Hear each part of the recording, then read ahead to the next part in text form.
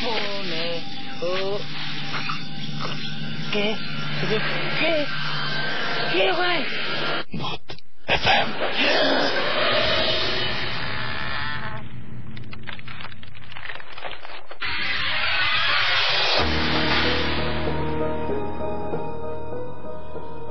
শুনছেন সবসময় রেডিও ভূতের সাথে আছি রাসেল, আর শুরু হয়ে গেল ভূত এফএম। সবাইকে নববর্ষের শুভেচ্ছা। নতুন বছরে নতুন ভাবে আবারও শুরু করছি আজকে প্রথম ভূত এফএম এই বছরের।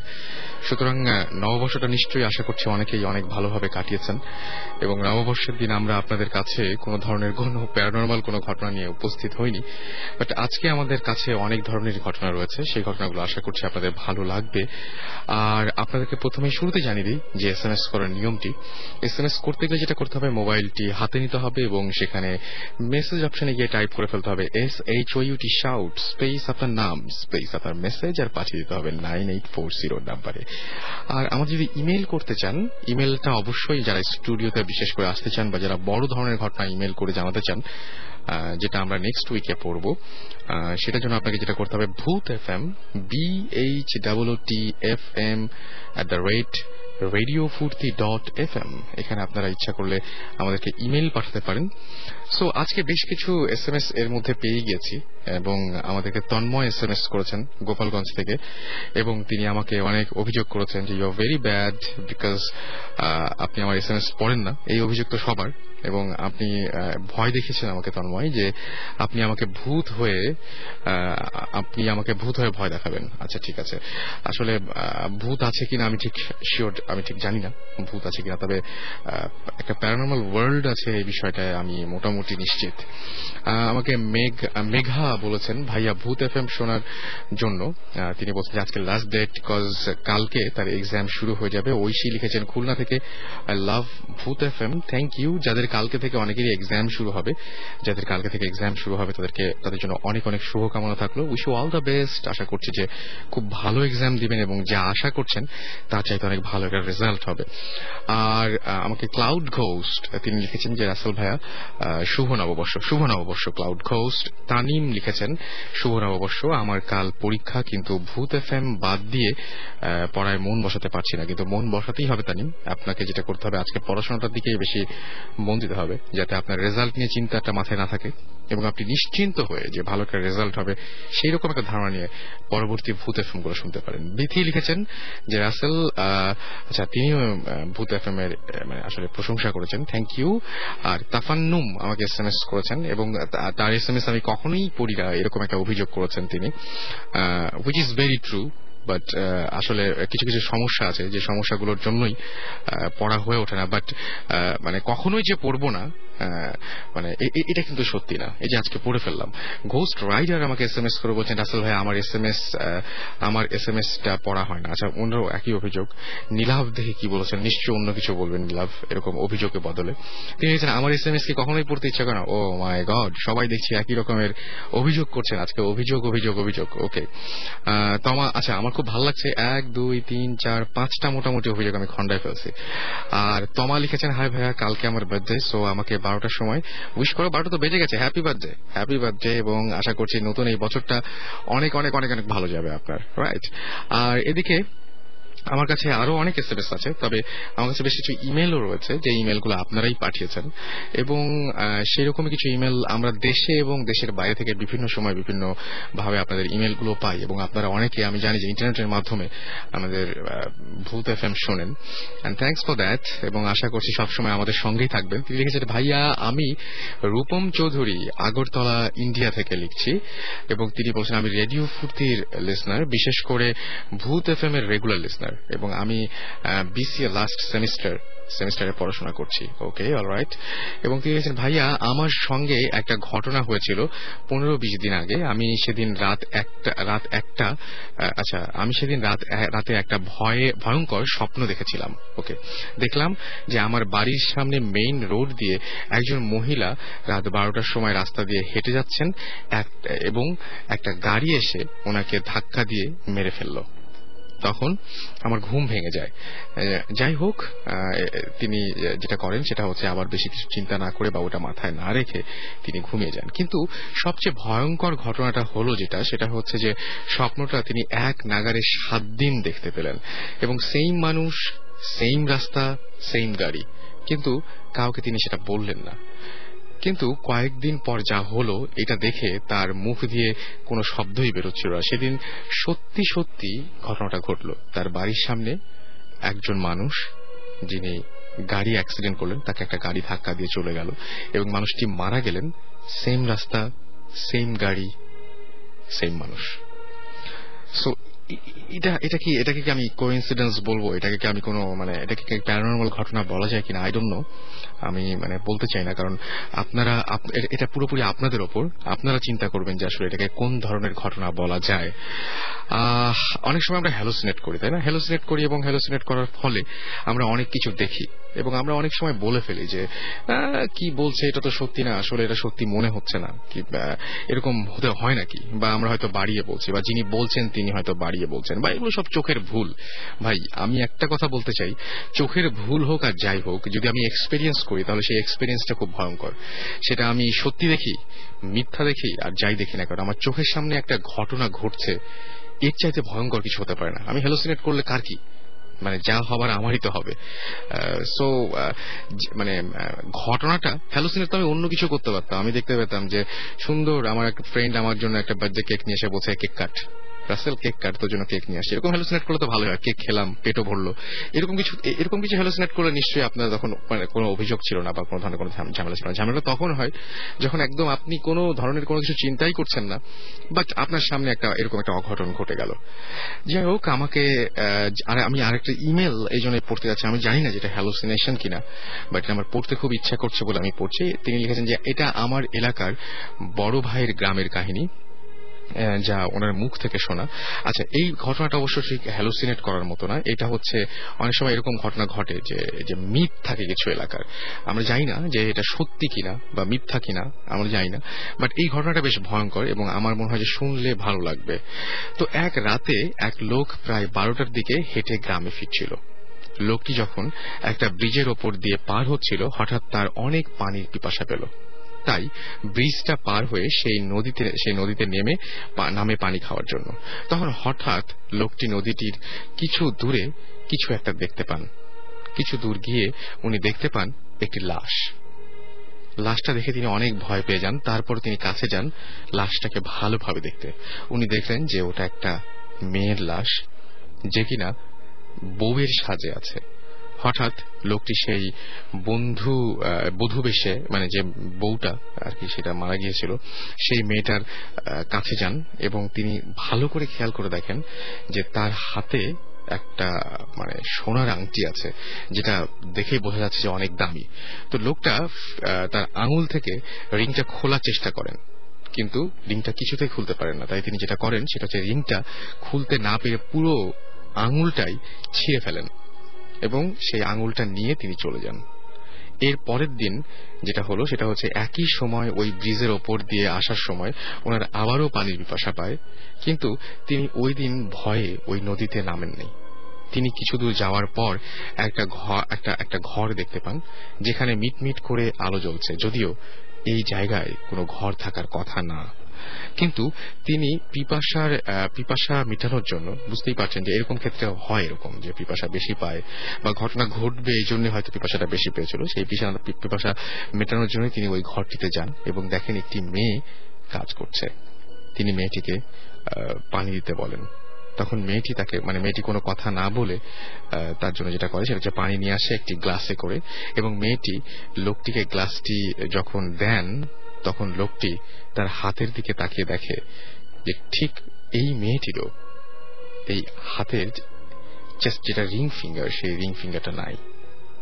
এবং রাতে সে যেটা করলো সেটা হচ্ছে, যাই হোক, ফিঙ্গারটি তিনি গতকাল রাতে যে ফিঙ্গারটি যেরকম তিনি ছিঁড়ে নিয়েছিলেন সেটা দেখতে পেলেন এবং তিনি বুঝতে পারলেন কিছুক্ষণের মধ্যেই যে এটা সেই মেয়ে যার কাছ থেকে তিনি গত রাত্রে যার আঙুলটা ছিঁড়ে আংটিটা নিয়ে গিয়েছিলেন। এরপরে তার আর কোনো জ্ঞান ছিল না এবং তাকে পরবর্তীতে সেই জায়গা থেকে উদ্ধার করা হয়। আমাকে আতিকুল বেলি রোড থেকে এই ঘটনাটা SMS করেছেন এবং তিনি ইমেল করেছেন এবং তিনি বলেছেন যে তার স্টুডিওতে আসা সম্ভব না, সো তিনি ইমেলে জানিয়েছেন এটা। এবং হয়তো লোকটা পরবর্তীতে ওই মেয়েটাকে বা ওই বাড়িটাতে গিয়ে পুরো ব্যাপারটাই হয়তো হ্যালোসিনেট করেছিল, আমি যেটা বলছিলাম আর কি। হয়তো আগের দিন ওরকম একটা মানে অন্যায় কাজ করেছিল বলে, যদিও তিনি বলছেন যে লোকটির সাথে তারপরে আর কিছু হয়নি, যদিও মানে লোকটির কোনো ক্ষতি হওয়া বা এরকম কোনো কিছু ঘটেনি। লোকটি ঠিকঠাক ভাবে বহাল তবিয়তেই ফিরতে পেরেছিলেন এবং তিনি ঠিকঠাকই আছেন। বাট হয়তো ওই দিনের ওই ঘটনাটা তাকে মনে করিয়ে দেওয়ার জন্য যে কাজটা তুমি ভালো করোনি। সো এটা হ্যালুসিনেট করতেই পারে, এটা হ্যালুসিনেশন হতেই পারে। বাট আপনি চিন্তা করুন যে এরকম অনেক রাতে যদি আপনার সাথে এই সেম ঘটনাটা ঘটতো, তাহলে আপনি কি করতেন? প্রথম কথা যে আমরা কি হয়তো এই রিংটা খোলার কোনো সাহসিকতা দেখাতাম না বা খুলতাম না বা এরকম অন্যায় কাজ করতাম না। আর সেকেন্ড কথা হচ্ছে যে তারপরে যদি এরকম কোনো ঘটনা ঘটতো সত্যি সত্যি আমাদের সামনে, তাহলে আমাদের অবস্থা কি হতো? আমরা গতবার SMS এর সময় বেশ কিছু ইমেলে আমরা পড়লাম, গতবার ইমেল পাঠিয়েছেন যারা গত সপ্তাহে, তাদের মধ্যে অনেকে বলছেন যে হ্যাঁ, ম্যাক্সিমাম ঘটনাগুলো যেটা হয় সেটা হচ্ছে যে একটা লোক এরকম একটা কিছু এক্সপেরিয়েন্স করে তারপর সে সেন্সলেস হয়ে যায়। আমি জানি না যে আসলে সেন্সলেস হওয়া ছাড়া অন্য কোনো ভালো উপায় আছে কিনা। হতে পারে এরকম যে লোকটি পুরোপুরি ইগনোর করে হাসতে হাসতে বাড়ি ফিরে গেলেন, কিন্তু ঘটনাটা কি তা হওয়া সম্ভব? মানে আপনাদের যদি হতো তাহলে আপনারা কি করতেন? আর কোন মানে ঘটনাগুলো কিন্তু মোটামুটি কাছাকাছি ঘটে, একই রকম ঘটে। যেমন এই যে মাছ নিয়ে ঘটনা, রাতের বেলায় মাছ ধরতে নিয়ে যায়, এই ঘটনা কিন্তু 100 বা তারও বেশি হয়তো আছে। মানে 100 জন বললে মোটামুটি কাছাকাছি, জায়গার ভিন্নতা থাকবে, ক্যারেক্টারগুলো বদলে যাবে, কিন্তু ঘটনা ঘটবে ওই একই। মানে মানুষ যেভাবে জন্মগ্রহণ করে, মানুষ যে জন্মায় এবং মানুষ যে মৃত্যুবরণ করে, ব্যাপারটা কিন্তু একইভাবে, মানে মানুষ মানে নানাভাবে মরে, কিন্তু মরে কিন্তু, আর মানুষ জন্মায়ও, তাই না? সো ঘটনাগুলোর মধ্যে ভিন্নতা এটাই যে কার জীবনে ঘটছে। এনিওয়েজ, অনেক বকবক করে ফেললাম। আমাদের কিছু গেস্ট রয়েছেন, সেই গেস্টের কাছে যাব এবং আমরা দেখতে পাচ্ছি যে আমাদের কাছে অলরেডি বেশ কিছু SMS চলে এসছে। ভূতের মেডিকেল আমাদের SMS করেছেন, ভূতের মেডিকেল গ্রুপ। তিনি বলেছেন যে ভাইয়া ভৌতিস্টরা আমি যত জানি যে আজকে জয়েন করবেন তারা আমাদের সাথে। তমা লিখেছেন খিলগাঁও থেকে যে আচ্ছা, ফিঙ্গার রিডিং এটা একটা স্টোরি। এটা স্টোরি কিনা আমি ঠিক বলতে পারবো না, তবে এটা হচ্ছে সেই এলাকায় চালু আছে। আচ্ছা, রাজীব লিখেছেন তিনি ভূত FM পছন্দ করেন। এছাড়াও বাবলু আমাদের SMS করেছেন আমাদেরকে, নিশু SMS করেছেন, জিকো, অনিক রাজ SMS করেছেন, এছাড়াও SMS করেছেন জারা, সালাম, এছাড়াও জিনপুরি SMS করেছেন, এছাড়াও আমাদের SMS করেছেন চিটাগং সিটি থেকে। আচ্ছা, নামটা লিখেননি আপনি। আচ্ছা, যাই হোক, আমরা এক এক আপনাদের সব SMS গুলো পড়ার চেষ্টা করবো। নাইট ডেভিলের SMS এই মাত্র আসলো। প্রণয়ের SMS, স্যাম SMS করেছেন আমাদেরকে। সো আমরা যেটা করব সেটা হচ্ছে যে এখন আপাতত গেস্টদের এক্সপেরিয়েন্স গুলো শুনবো, and in the mean time আপনারাও আমাকে SMS করুন, লিখে ফেলুন SHOUT শাউট স্পেস আপনার নাম স্পেস আপনার মেসেজ আর পাঠিয়ে দিন 9840 নাম্বারে। আচ্ছা, আমি শুধু আপনার কাছে যাই, আপনি ঢাকা থেকে, আপনি শাহজাহানপুর থেকে এসেছেন, রাইট? জি, আপনি বলেন। হ্যালো ডিয়ার লিসনার্স, আপনি কোথা থেকে এসেছেন? তারেক রহমান, শাহজাহানপুর থেকে এসেছেন। তারেক রহমান, কি ঘটনা আপনার? আমি যে জানি যে আপনাদের বাসায় বেশ উইয়ার্ড সব ঘটনা ঘটছে। গ্রামের বাসাটা কোথায়? ফেনীতে। আচ্ছা, সেখানে খুব উইয়ার্ড ঘটনা ঘটছে এবং বেশ অনেক দিন ধরে। সো কি হচ্ছে সেখানে? আমি প্রথমে বলি যে আমার এক ফুপু আমাদের বাড়িতেই থাকে এবং উনি এবং আমরা একই বাড়িতে, কিন্তু আমাদের ঘর আলাদা। এবং আমার ফুফাতো ভাই ছিল 6 জন, এর ভিতরে 5 জনই থাকতো দেশের বাইরে। তো 2001-এ যেটা হয় যে আমার ফুপুরা আলাদা একটা ঘর করে এবং সেই ঘরটা করে হলো ঘরে মানে বাড়ির একদম এক সাইডে, যেখানে ছিল অনেক ঘন জঙ্গল ছিল, অনেক পুরনো গাছপালা ছিল।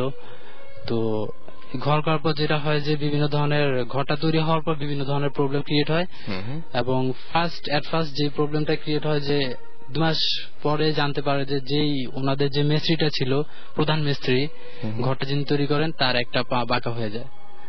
তো এরপরে বিভিন্ন ভাবে ওনারা এই খবরটা এখানে আসে এবং জানার পর যেটা হয় যে ওই মিস্ত্রি বিভিন্ন কবিরাজ দেখায় এবং দেখানোর পর যেটা হয় যে বলে যে কবিরাজরা যেটা বলে যে এই যে ঘরটা তৈরি করেছেন উনি, এই ঘরটার একটা সাইড ছিল বাঁকা, যে কারণে ওনার একটা পা বাঁকা হয়ে যায়।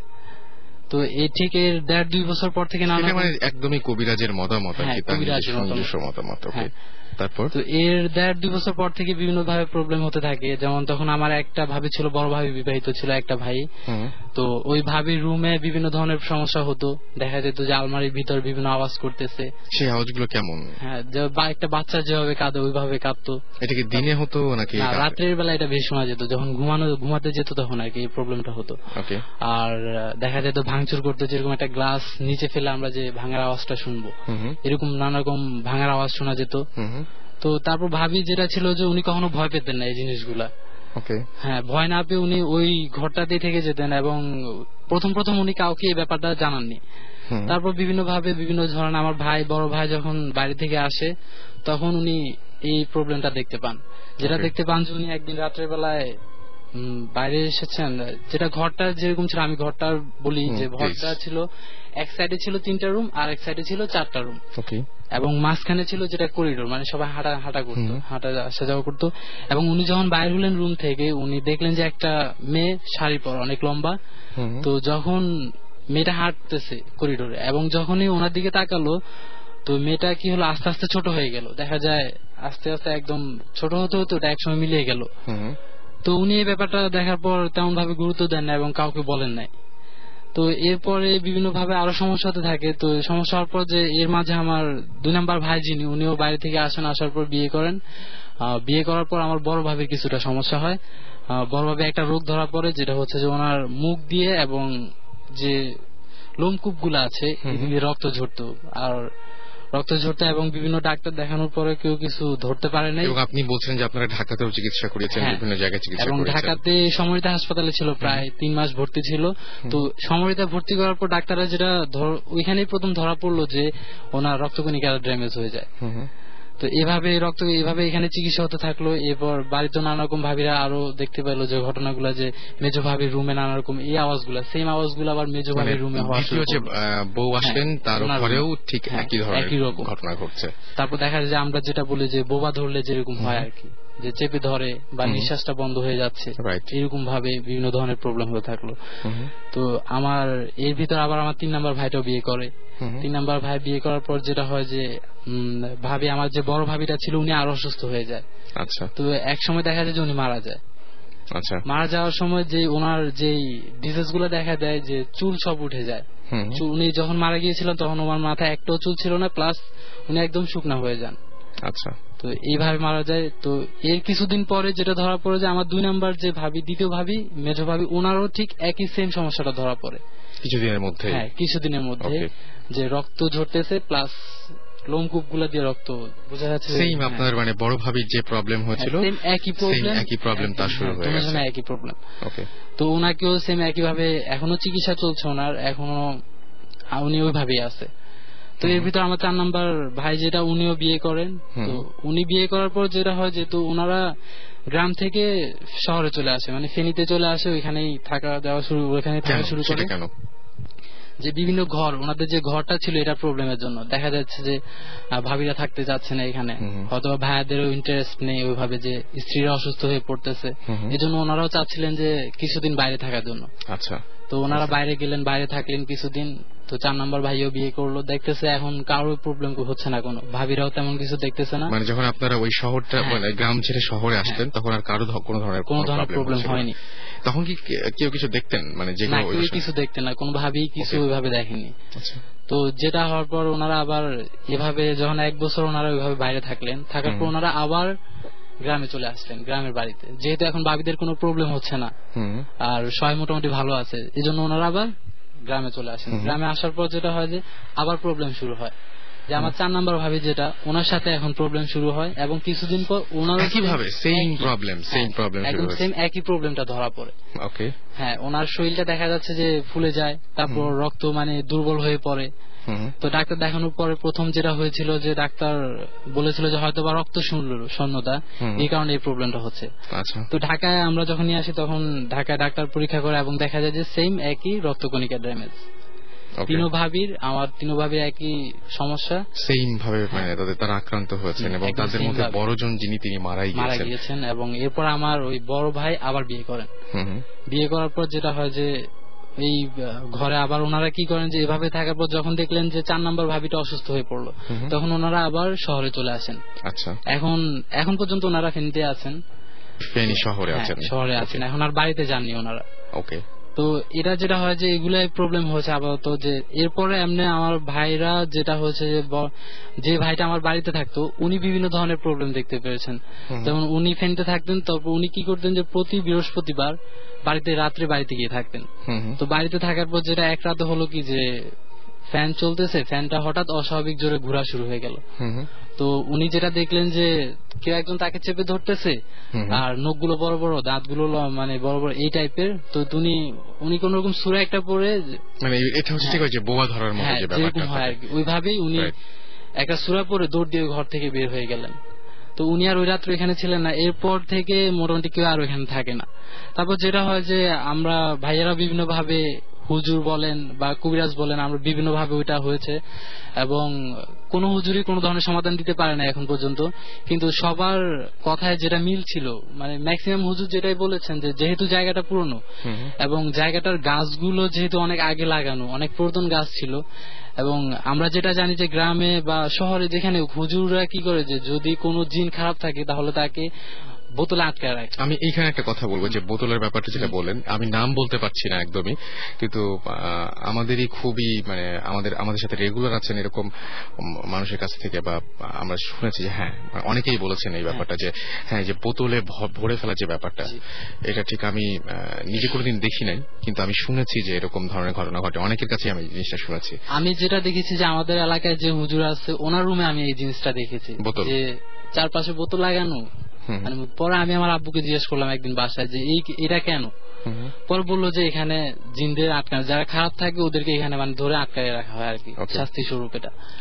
তো যেটা হয় যে ওনাদের গাছগুলো কাটা, যখন বিল্ডিংটা তৈরি করা হয় তখন গাছগুলো কাটা হয়, এবং গাছগুলো যখন কাটা হয় তখন ওইখানে যে আমরা যেটা বলছি যে বোতলে ভরে যে জিনদেরকে রাখা হয়, খারাপ জিনদেরকে। তো স্বাভাবিক যে একটা যখন ঘর করার জন্য যখন পিলারটা তৈরি করা হয় তখন গর্ত করতে হয়, এবং এখানে যে বোতলটা ছিল সেটা ভেঙে যায়, যার কারণে কি হয় যে ওইখানে যে জিনগুলো ছিল ওরা বেরিয়ে আসে। বেরিয়ে আসার পর যে ঘরের পাশেই বড় একটা আম গাছ, অনেক পুরাতন একটা আম গাছ আছে, ওরা এখন হুজুরা যেটা বলছে আর কি ওরা ওইখানেই থাকতেছে বর্তমানে। আচ্ছা। এবং ওই জিনগুলা যেটা বলছে যে ওরা এই ঘরে কাউকে থাকতে দিবে না, প্লাস ওরা 7 জন মহিলাকে খাবে, মানে ইফেক্ট করবে ওরা, মানে তারা 7 জন মহিলার ক্ষতি করবে আর কি। এবং খুব আশ্চর্যজনক ভাবে আমি জানি না যে আপনারা যারা শুনলেন এতক্ষণ এই ঘটনাটা তারা খেয়াল করেছেন কিনা, যে এখানে আপনি বলছেন একটা ফুপু আছে, আপনার যে ফুপু সেই ফুপুর কি কোনো প্রবলেম হয়? না, ফুপুর প্রবলেম হয় না। আমি আগে যেটা বলছি যে কেউই থাকে না, শুধু একমাত্র আমার ফুপুই থাকে বাড়িতে। এখন মাঝে মাঝে উনি দেখা যায় উনি ফেনীতে থাকে, তারপর দেখা যায় যে উনি কোন ওকেশনে আসলেন 1 সপ্তাহ 2 সপ্তাহ 1 মাস উনি একলাই একটা ঘরে একটা রুমে আছেন, কিন্তু ওনার কখনো কোনো প্রবলেম ক্রিয়েট হয় না, এবং উনি কখনো কোনো কিছু দেখেন না। সো আমি এই ঘটনাটা শুনে আমার যেটা মনে হয়েছে যে যাই থাকুক না কেন এই বাসায় নতুন কেউ, মানে ফ্যামিলির কেউ, মানে রক্তের সম্পর্কের নয় এরকম কেউ আসলেই প্রবলেমটা তার সাথে হচ্ছে। মানে যাদেরকে বিয়ে করে নিয়ে আসছেন তারা ডেফিনেটলি আপনাদের ফ্যামিলির না, আপনাদের ফ্যামিলির বাইরের মেয়েগুলোকেই বিয়ে করে নিয়ে আসছেন, এবং বিয়ে করে নিয়ে আসার ফলে যেটা হচ্ছে সেটা হচ্ছে যে বাইরের মানুষকে তারা করছে ক্ষতিটা, কিন্তু ঘরের মানুষ বা ঘরে যারা মেয়েরা আছে তাদের কোনো ক্ষতি হচ্ছে না, ঘরের ছেলেদেরও কোনো ক্ষতি হচ্ছে না। বাট এটা খুবই উইয়ার্ড একটা ঘটনা যে একে একে একে একে প্রত্যেকটা ভাবির জীবনেই বা প্রত্যেকটা মেয়ের জীবনেই এরকম ঘটনা ঘটবে। সো এখানে যেটা হয়েছে যে আমার প্রথম 2 ভাবিকে ওরা ইফেক্ট করেছে, প্লাস 3 নাম্বারটাকে কিন্তু করে নাই, আবার 4 নাম্বারটা। ওকে, বাট আমি জানি না যে 3 নাম্বারটাকে যে মানে জাস্ট স্কিপ করে গেছে তার মানে এই না যে তার কিছু ঘটবে না বা না করুক। হ্যাঁ, বাট এই ব্যাপারটা এরকম হচ্ছে যে মানে ব্যাপারটা হচ্ছে যে সবসময় বাইরের মানুষের সাথে করছে। আমি যে ব্যাপারটা বলছিলাম, আমরা প্রথমে যেটা ভাইয়েরাও যেটা মনে করেছিল হয়তোবা প্রথম যিনি 2 ভাবি ছিল ওনাদের রক্তের গ্রুপ ছিল একই, তো প্রথম ওনারা যেটা ভেবেছিল যে হয়তো ওই ধরনের কোনো সমস্যা, কিন্তু যখন 4 নাম্বার ভাবিটার হলো তখন ওনারা এটা থেকে সরে এসেছে, না এখানে তো রক্তের গ্রুপ আলাদা। সেটাই না, আমি যে SMS একটু আগে দেখলাম যে আমাকে মেধা জিজ্ঞেস করেছে যে ভাইয়া তুমি কি কবিরাজদের বিলিভ করো। আমার কথা হচ্ছে কি যে বিপদে পড়লে তখন মানে এই প্রশ্নটার উত্তর পাওয়া যাবে আসলে। আমরা যদি বিপদ না হয় তাহলে আমরা কখনোই বিশ্বাস করবো না, অনেক কিছু উড়িয়ে দিই আমরা। আমাদের যেরকম হয় না যে আমরা সাধারণত যে দেখে যে মানে ফুট ওভার ব্রিজ যেগুলো আর কি, সেই ব্রিজ গুলোতে আমরা হাঁটতে চাই না, কিন্তু একটা অ্যাক্সিডেন্ট ঘটে গেলে তখন বোঝা যাবে যে ওটা আসলে গুরুত্ব কতখানি। সো ব্যাপারগুলো আসলে ঠিক এরকম না যে আমি মানে হুট করে বলে দিতে পারবো যে আমি বিলিভ করি কি না করি। আসলে আমার কাছে এই ধরনের প্রশ্নের কোনো অ্যান্সার নাই। আমাকে সৌরভ মালিবাগ থেকে লিখেছেন যে আজকে তিনি বাসাতে একা, সো তাহলে তো আমি বলবো যে ভূত এফএম শোনার জন্য পারফেক্ট একটা ডে। আচ্ছা, আমরা জিন নিয়ে কথা বলছিলাম, আপনিও বলছিলেন জিন নিয়ে কথা, এবং জিন নিয়ে আমরা আরো কিছু কথা বলবো, এবং আমাদের সাথে আরো একজন গেস্ট রয়েছেন, তিনি তার আগে একটু কথা বলবেন। তিনি আমাকে শুরুতেই বলেছিলেন যে ব্ল্যাক ম্যাজিক নিয়ে একটু কথা বলবেন। তার আগে আপনার পরিচয়টা জানি। আসসালামু আলাইকুম, আমার নাম হচ্ছে তুরাজ ফারজাল হক ফ্রম গুলশান। ওকে, সো আপনি ব্ল্যাক ম্যাজিক নিয়ে আমাকে বেশ ফোনে বলছিলেন, সো একটু বলবেন। কোরআন যেটা বলে অ্যাবাউট ম্যাজিক, যেটা হচ্ছে কুফর, মানে it is thing which exist. এটা এমন না যে এই জিনিসটা নাই বা মিথ্যা কথা, এই জিনিসটা আছে কিন্তু এটা ইউজ করা যাবে না। ওকে, লাইক মেনি আদার থিং যেগুলো আছে কিন্তু ইউজ করা যাবে না। এবং এটা ঠিক যে যেমন কোরআনে আমরা দেখি যে আছে যে ব্ল্যাক ম্যাজিক ইউজ করা হয় একটা লোক এবং তার স্ত্রীর মাঝখানে সেপারেশন করে দেওয়ার জন্য, এরকম অনেক সম্পর্কের বিচ্ছেদ ঘটানোর জন্য, এরকম মানে খারাপ কাজে ব্যবহার করা হয় বেশি। আবার এমনও হইতে পারে যে কোন লোক কোন মেয়েকে চায়, তার পছন্দ, সে এমনি আসতেছে না, জাদু করতেছে ইত্যাদি। এবং উনি যে বলতেছিলেন যে ওনার ভাবি চুল পরে গেছেন, একদম চিকন হয়ে গেছেন, এগুলো হচ্ছে সাইন যে হয়তো ওনার উপর জাদু টাদু করা হয়েছে। এটা কিন্তু একটা সাইন, বাকিটা আল্লাহ ভালো জানে। ওকে, সো আপনার তার মানে আপনার সাজেশন হচ্ছে যে মানে ব্ল্যাক ম্যাজিক, আপনি বলছিলেন বারবার করে, আমি আসলে এটা বলবো যে ব্ল্যাক ম্যাজিক যেন কেউ না করে। রাইট রাইট, বিকজ আসলে আমরা মনে করি কি যে একবার কেউ বলছে লা ইলাহা ইল্লাল্লাহ, সে মুসলিম হয়ে গেছে, জান্নাতে চলে যাবে। বাট অনেক কাজ আছে বা অনেক বিলিফ আছে, যদি ওটা আপনি করেন তো ওই লোকটা কিন্তু অটো কাফের হয়ে যাবে। He does not have to intend যে আমি করে ইসলাম থেকে বের হয়ে। সেটাই, এরকম একটা হচ্ছে black magic, using and believing. এই ক্ষেত্রে আরেকটা জিনিস আছে, অনেকে বলে যে ব্ল্যাক ম্যাজিক আমাকে এফেক্ট করছে, সো এটাকে কিওর করার জন্য পাল্টা ম্যাজিক করতে হবে। এটা কিন্তু ঠিক না, কারণ এটা যদি আপনি করেন যে কিওর করার জন্য, ওই ক্ষেত্রে এটা কুফর হয়ে যাবে, একটা লোক ইসলাম থেকে বের হয়ে যাবে আর কি। রাইট, সো আপনার এই যে জিন নিয়ে বেশ কিছু এক্সপেরিয়েন্স আছে, আপনাদের ফ্যামিলিতেই আছে এটা। সো যদিও খুব ছোট ছোট ঘটনা, তারপরেও শুনি, মানে তার আগে জিজ্ঞেস করি যে জিন ব্যাপারটা যেহেতু আপনাদের ফ্যামিলির সাথে ঘটেছে, আপনি এখন তো বিশ্বাস করেন যে জিন আছে? জিন তো ফ্যামিলির সাথে না ঘটলে বিশ্বাস করতে হইতো, যেহেতু আমি মুসলিম, কোরআন বলতেছে, ইনফ্যাক্ট কোরআন একটা সূরার নামই আছে জিন। রাইট, তার সাথে সাথে একটা জিন বিষয়ক যে কেসটা হচ্ছে যে মানুষ আর জিনের ক্রিয়েশনের পারপাস হচ্ছে আল্লাহর ইবাদত করা। আমরা যখন এটা ছেড়ে অন্যদিকে চলে যাই, এক্সট্রিম কেসে পৌঁছালে সে শয়তান হয়ে যায়, কারণ শয়তান তো একটা জিন। সে যখন আল্লাহর ইবাদত থেকে বের হয়ে গেছে, এক্সট্রিম লেভেলে পৌঁছালে সে শয়তান হয়ে গেছে। রাইট, এবং মানুষের মধ্যে এটা হয়। তো আপনি কোনদিন দেখেছেন এরকম পজেসড কাউকে বা এরকম পজেসড কাউকে? আমি নিজে মনে হয় না দেখছি, আই ডোন্ট থিংক আমি দেখছি, কিন্তু আপনাদের ফ্যামিলিতে অনেকেই দেখছি। আমি শুনি তাহলে যে কি হয়েছিল বা এরকম। আর জাস্ট একটা ছোট কথা, যে এই যেসব জিনরা মানুষের ক্ষতি করে বা এফেক্ট করে অথবা ইভেন হেল্পও করে, এরকম সাধারণত মুসলিম জিন করবে না, কারণ মুসলিম জিন আর মানুষের কিন্তু কানেকশন হওয়ার ঠিক না, এজ ইন অ্যালাউড না। তো মানুষের সাথে যারা কন্ট্যাক্ট করে, এদের হয়তো তারা গুনাহগার, খারাপ জিন অথবা কাফের জিন। এটা হচ্ছে একটা বেসিক যেটা আমাদের বিলিফ, যে মুসলিম জিন উইল নট ডু দিস। যাই হোক, তো স্টোরি যেগুলো, মানে স্টোরি তো না, মানে ট্রু স্টোরি যেগুলা, তো আমি স্টার্ট করবো আমাদের আগের যে বাসা আরামবাগে, ওই বাসার মধ্যে অনেক স্টোরিজ আছে এরকম।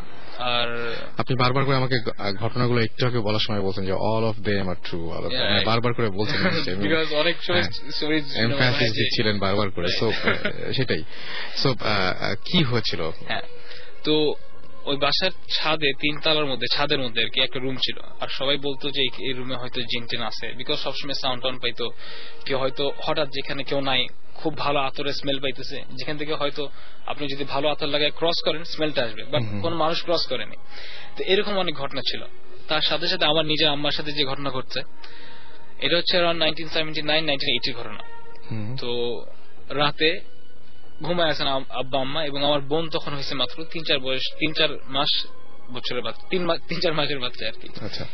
এবং রুমের লাইট অফ, শুধু একটা সবুজ ডিম লাইট জ্বলতেছে।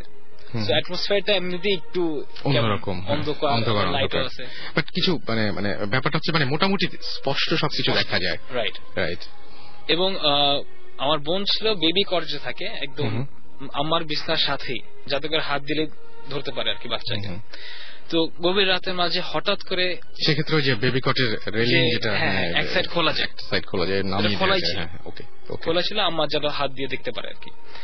তো রাতে হঠাৎ অ্যাবনর্মালি, সাধারণত এরকম বাচ্চা চিল্লাইতো না, তো হঠাৎ অনেক জোরে চিল্লায় উঠছে, আর ছোট বাচ্চা 3-4 মাসের। আমার মা এটা শুনে উঠে গেছে, ওইটা বসে গেছে। বসেই দেখে যে খাটের অন্য সাইডে একটা হয়তো 4-5 বছরের ছোট মেয়ে, ফ্রক পরা, এবং চাইনিজদের যেমন চুল থাকে সামনে কপাল ঢাকা, এরকম চুল, রাউন্ড ফেস, শ্যামলা মতো, স্পষ্ট ফেস ছিল, স্পষ্ট ফেস, রাউন্ড শ্যামলা মতো, বড় বড় চোখ করে আমার মায়ের দিকে তাকায় আছে। আচ্ছা, তো বিষয়টা কিন্তু যদি আমরা নিজের ওই পজিশনে রাখি, খুব স্ক্যারি একদম। যে আপনি ঘুমের থেকে উঠে দেখতেছেন আপনার বাচ্চার পাশে একটা এরকম মেয়ে এভাবে আপনার দিকে বড় চোখ করে তাকায় আছে। তো ওনার তো এটা দেখে খুব অবস্থা খারাপ। আব্বাকে যখন ডাকলেন যে দেখো বাচ্চার পাশে কে, এইটা, যখন আব্বা উঠলেন দেখেন যে আসলে কিছুই নাই। ওকে, তো এটা আপনার মাই দেখতে পেয়েছিলেন? আম্মা নিজে দেখতে, কিন্তু আব্বা যখন উঠছে উনি দেখেন নাই। আচ্ছা, আপনার আরেকটা ছোট বাচ্চা এরকম ঘটনা আছে আপনাদের ফ্যামিলিতে, একটু বলবেন? এটা হচ্ছে আমার ফুফাতো বোন, কাজিন, তাদের বাসা হচ্ছে ওয়ারিতে, এবং ওই বাসার এই স্টোরিগুলা। তো উনি বলতেছিলেন আমাকে যে যখন বাচ্চা হয়েছে তারা ফিল করতে ছোটকাল থেকে, যখন মানে একদম বাচ্চা একদম ছোট, কয়েক মাস, তখন জিন গুলা অনেক বাচ্চাকে কষ্ট দিচ্ছে, ইন দ্য সেন্স যে হয়তো বাচ্চাকে কেউ চিমটি মারতেছে বা গোতা মারতেছে, বাচ্চাকে কান কেঁদে উঠতেছে, মানে নর্মালি না। তো দে কুড ফিল যে হয়তো কিছু আছে। একবার এরকম বাচ্চাকে কোলে নিয়ে বা বাচ্চার টেক কেয়ার করতেছে, তো আমার কাজিন শি ফেল্ট যে তার ডান দিকে যে জানলাটা আছে, এই জানলাতে তার মনে হয়েছে কেউ দাঁড়ায় আছে। উনি যখন তাকাইছেন এখানে, তাকে দেখে আসলে কেউই নাই। ঠিক আছে, উনি এটা পাত্তা দিলেন না। কিছুক্ষণ পরে দেখেন যে বাচ্চাটা ঠিক ওই জানলার দিকে একদম গভীর ভাবে তাকে হাসতেছে বা কিছু একটা করতেছে। তার মানে বাচ্চাটা কিছু একটা ফিল করছে। এক্স্যাক্টলি। তো জিন তার নিজেকে এক্সপোজ করতেছিল বাচ্চাটার কাছে। সিমিলারলি বাচ্চার আরেকটা স্টোরি আছে, ওই সেম বাসার নিচ তলায় বাচ্চাটা যখন আরেকটু বড় হয়েছে, হাঁটতে হাঁটতে পারে, হয়তো স্পষ্ট কথা বলতে পারে না, তখন মনে করেন ফর এক্সাম্পল ড্রয়িং রুমে সবাই বসা অবস্থায় হঠাৎ দেখতে পারতেন যে, হঠাৎ বলতে বাচ্চাটা লাঠি নিয়ে সামনে ব্ল্যাঙ্ক জায়গায় মারতেছে। ওকে, সো অ্যাজ ইফ সে কাউকে মারতে চাইছে, কাউকে পিটাইতেছে, মারতে চাইতেছে, আর অন্য কেউ দেখতেছেন এটা। আচ্ছা, তো আর বোন তার বাচ্চাকে জিজ্ঞেস করতো যে কেউ ওইখানে কেউ আছে, ও ইশারা করে বলতে হ্যাঁ আছে। বলতে কি বলে, ইশারা করে সে দেখাচ্ছে যে আমাকে ডাকতেছে। এটা ছিল বাচ্চার স্টোরি, মানে যে সে জিনটা এজ এফ বাচ্চার কাছে নিজেকে এক্সপোজ করছে, বাট অন্য কেউ আর দেখতে পারতেছে না এটা। অলরাইট, সো এই হচ্ছে ঘটনা। এবং তারপরে মানে আচ্ছা, এই যে একটু আগে আমরা যে ঘটনাটা শুনলাম যে একটা বাসায় প্রবলেম হয়, আবার সেই বাসাটা চেঞ্জ করলে আর প্রবলেম হয় না, এই ঘটনাটা কি মনে হয় যে আসলে এরকম কোন নির্দিষ্ট এরকম বাসা থাকতে পারে যে বাসায় প্রবলেম গুলো হয়, বা অন্য কোনো বাসায় প্রবলেম নাও হতে পারে, এরকম কোন ঘটনা কি থাকতে পারে? আসলে এরকম আসলে আল্লাহ নোজ বেস্ট, বা যেটা মনে হয় তা হচ্ছে যে এমন হইতে পারে যে হয়তো একটা জায়গায় জেনরা অনেক বছর ধরে থাকতেছে, because they live long lifes, হয়তো কয়েকশো বছর ধরে থাকতেছে, কে জানে। তো হয়তো ওই জায়গায় অন্য কেউ আসবে, এটা তারা পছন্দ করে না। এটার সাথে এটাও হইতে পারে যে জেন কোন একটা স্পেসিফিক লোককে পছন্দ করে ফেলছে, আচ্ছা, এবং সে যেখানেই যাচ্ছে ওইখানে তাকে ফলো করতেছে, এদের পছন্দ করছে। অথবা অনেক সময় এরকম, আমার একটা ফ্রেন্ডের ঘটনা আছে, লম্বা স্টোরি শর্টে বলি, যে তাদের বাসার বুয়াকে এফেক্ট করছিল, জিন ধরছিল, যখন ছাড়াইতে চেষ্টা করতেছে, পানি মারছে, পানির মধ্যে সূরা ফালাক, নাস, আয়াতুল কুরসি পরে ফু দিয়ে পানি মারতেছে, সে বলে মরিচ মারতেছে। জিনটা বলতেছে মহিলার মুখে, যে ইন হার ল্যাঙ্গুয়েজ আর কি, যে মরিচ মারছে। এট দ্য এন্ড সে বলতেছে তুমি কেন ওকে অ্যাটাক করছো? ও বলে যে আমি চুল শুকাইতেছিলাম, সে আমার চুলের উপরে পাড়া দিছে। আচ্ছা, সম্ভবত বুয়াটা হয়তো ময়লা টয়লা ফেলতে গিয়ে, সে তো আর বুঝে নাই, সে তো আর দেখতে পারেনি, পাড়া দিছে। So it can be possible যে হয়তো জিন কাউকে পছন্দ করছে, অথবা রায়গা আছে তার উপর, হতেই পারে, রিভেঞ্জ নিতে পারে। সেটাই, মানে আপনারা বলছেন যে আগে অনেক এরকম ঝামেলা হতো, তারপরে যখন আপনারা বাসা চেঞ্জ করেছেন, আপনাদের আগের বাসাটা কোথায় ছিল?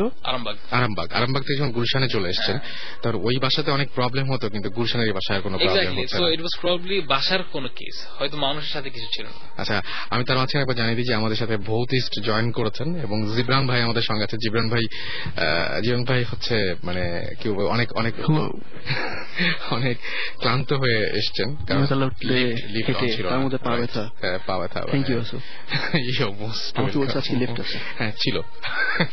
বাট আমি একটা, আচ্ছা, এই যে ঘটনাগুলো আজকে আমরা যে সামনে আলোচনা করছিলাম জিবরান ভাই, ইনফ্যাক্ট যে ও বলছিল যে ওর বাসায় একটা ঝামেলা ছিল, তারপরে উনিও বলছিলেন যে ওনার বাসায় ঝামেলা, এবং এটা কি হয় যে অনেক সময় দেখা যাচ্ছে কি যে সত্যি তো মানে এই বাসাটায় ফিরে গেলে আবার সেই আগের ঘটনা ঘটতে থাকে, আবার সেই বাসা থেকে অন্য বাসায় যখন চলে আসে তখন আর এই ঘটনাগুলো ঘটে না।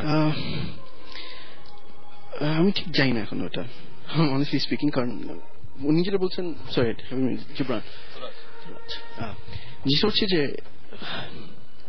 এটা কিন্তু উনি যেটা বললো সেন্ট্রিক, প্লেস সেন্ট্রিক কিংবা পিপল সেন্ট্রিক হতে পারে, কারণ আমরা যখন যাচ্ছি ইনভেস্টিগেট করতে, অবভিয়াসলি আমরা জায়গায় যাচ্ছি to see if there any paranormal activities, so obviously place centric. কেন হয়, কিসের জন্য হয়, এটা these are age old things. Every religion বলে যে explanation of these things, আমরা বলি জিন, spirits, ghosts, এটাই হয়। The problem হয়ে গেছে যে এখানে যে no religion has ever defined it properly. Right. একটা জিনিসই ধরা, কোরআন tried, এখানে বলেছে 3 রকমের জিন আছে, one doesn't do anything, other takes animal shapes and forms, the last one is the most powerful one, that they can actually do some harm, একদম করতে পারে যেটা। এখন জিনিস হচ্ছে যে ওরা কেন করে, কিসের জন্য করে, আজ পর্যন্ত আমরা যাই না সত্যি। সো আমরা একটা ছোট ব্রেকে যাব। আমাদেরকে আমি বলে দিই ফট করে যে আমাদেরকে সোহান এসএমএস করেছেন, মিনা ফারহানা চিটাগাং থেকে এসএমএস করেছেন, শহীদ এসএমএস করেছেন আমাদেরকে, নকিব, সৌরভ সিলেট থেকে এসএমএস করেছেন, আফিয়া এসএমএস করেছেন, ভূতের রানী এসএমএস করেছেন, জিবরান ভাই এসেছেন, এবং আপনারা সবাই জানেন যে জিবরান ভাই একটা পুরস্কার ঘোষণা করেছেন আপনাদের উপরে, যে আপনারা যত ভয়ঙ্কর বা যত মানে স্পেশাল মানে কি বলবো, একদম ডিফারেন্ট টাইপের সব নামগুলো পাঠিয়ে দিবেন আপনাদের, যেমন যে ভূতের রানী একটা নাম, রাইট।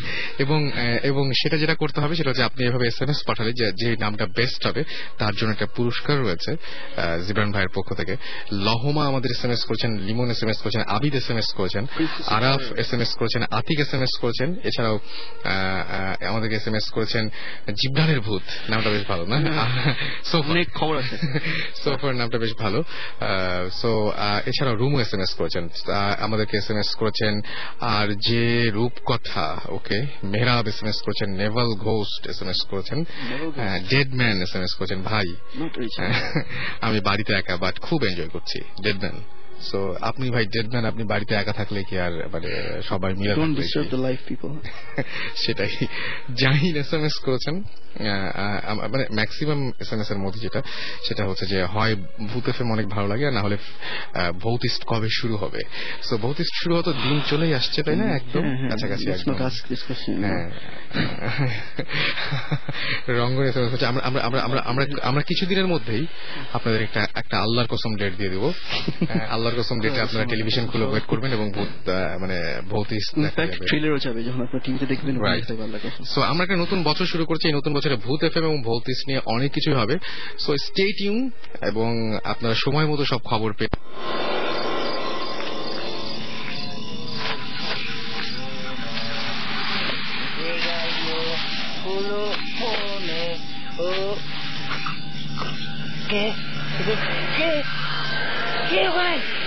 ভূত এফএম।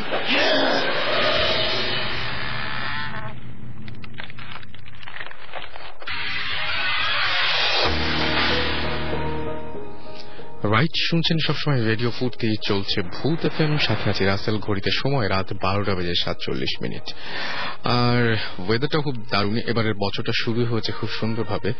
আমরা জানি যে বৈশাখ যেমন হয়, সারাদিন প্রচন্ড গরম, প্রচন্ড ভ্যাপসা একটা গরম ছিল, রোদটার মানে তাপ ছিল অনেক বেশি, এবং সন্ধ্যাবেলায় আরো বেশি গরমটা বাড়লো এবং এক সময় সেটা ঝড়ে রূপান্তর হলো এবং বৃষ্টি হয়ে ঝরে পড়লো এবং আজকের দিনটাতে রোদ থাকলেও গরমের কষ্টটা অনেকেরই একটু কম হয়েছে গতকালকে চাইতে অন্তত।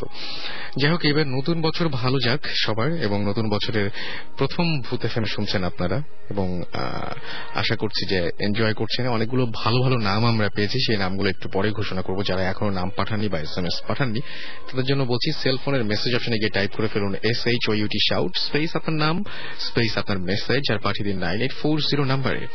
আমার কাছে আরো একটা ইমেল রয়েছে, সেই ইমেলটা পড়ে ফেলতে চাই।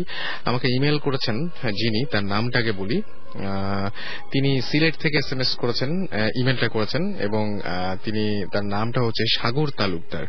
ওকে সাগর, যে ইমেলটি করেছেন সেটা হচ্ছে, ভাইয়া আমার জীবনের এমন কিছু প্যারানরমাল ঘটনা আছে যা মনে হলে শরীরের লোমগুলো মানে শরীরের লোমগুলো কাটা দেয়, সেগুলোই শেয়ার করতে চাই আপনাদের সাথে।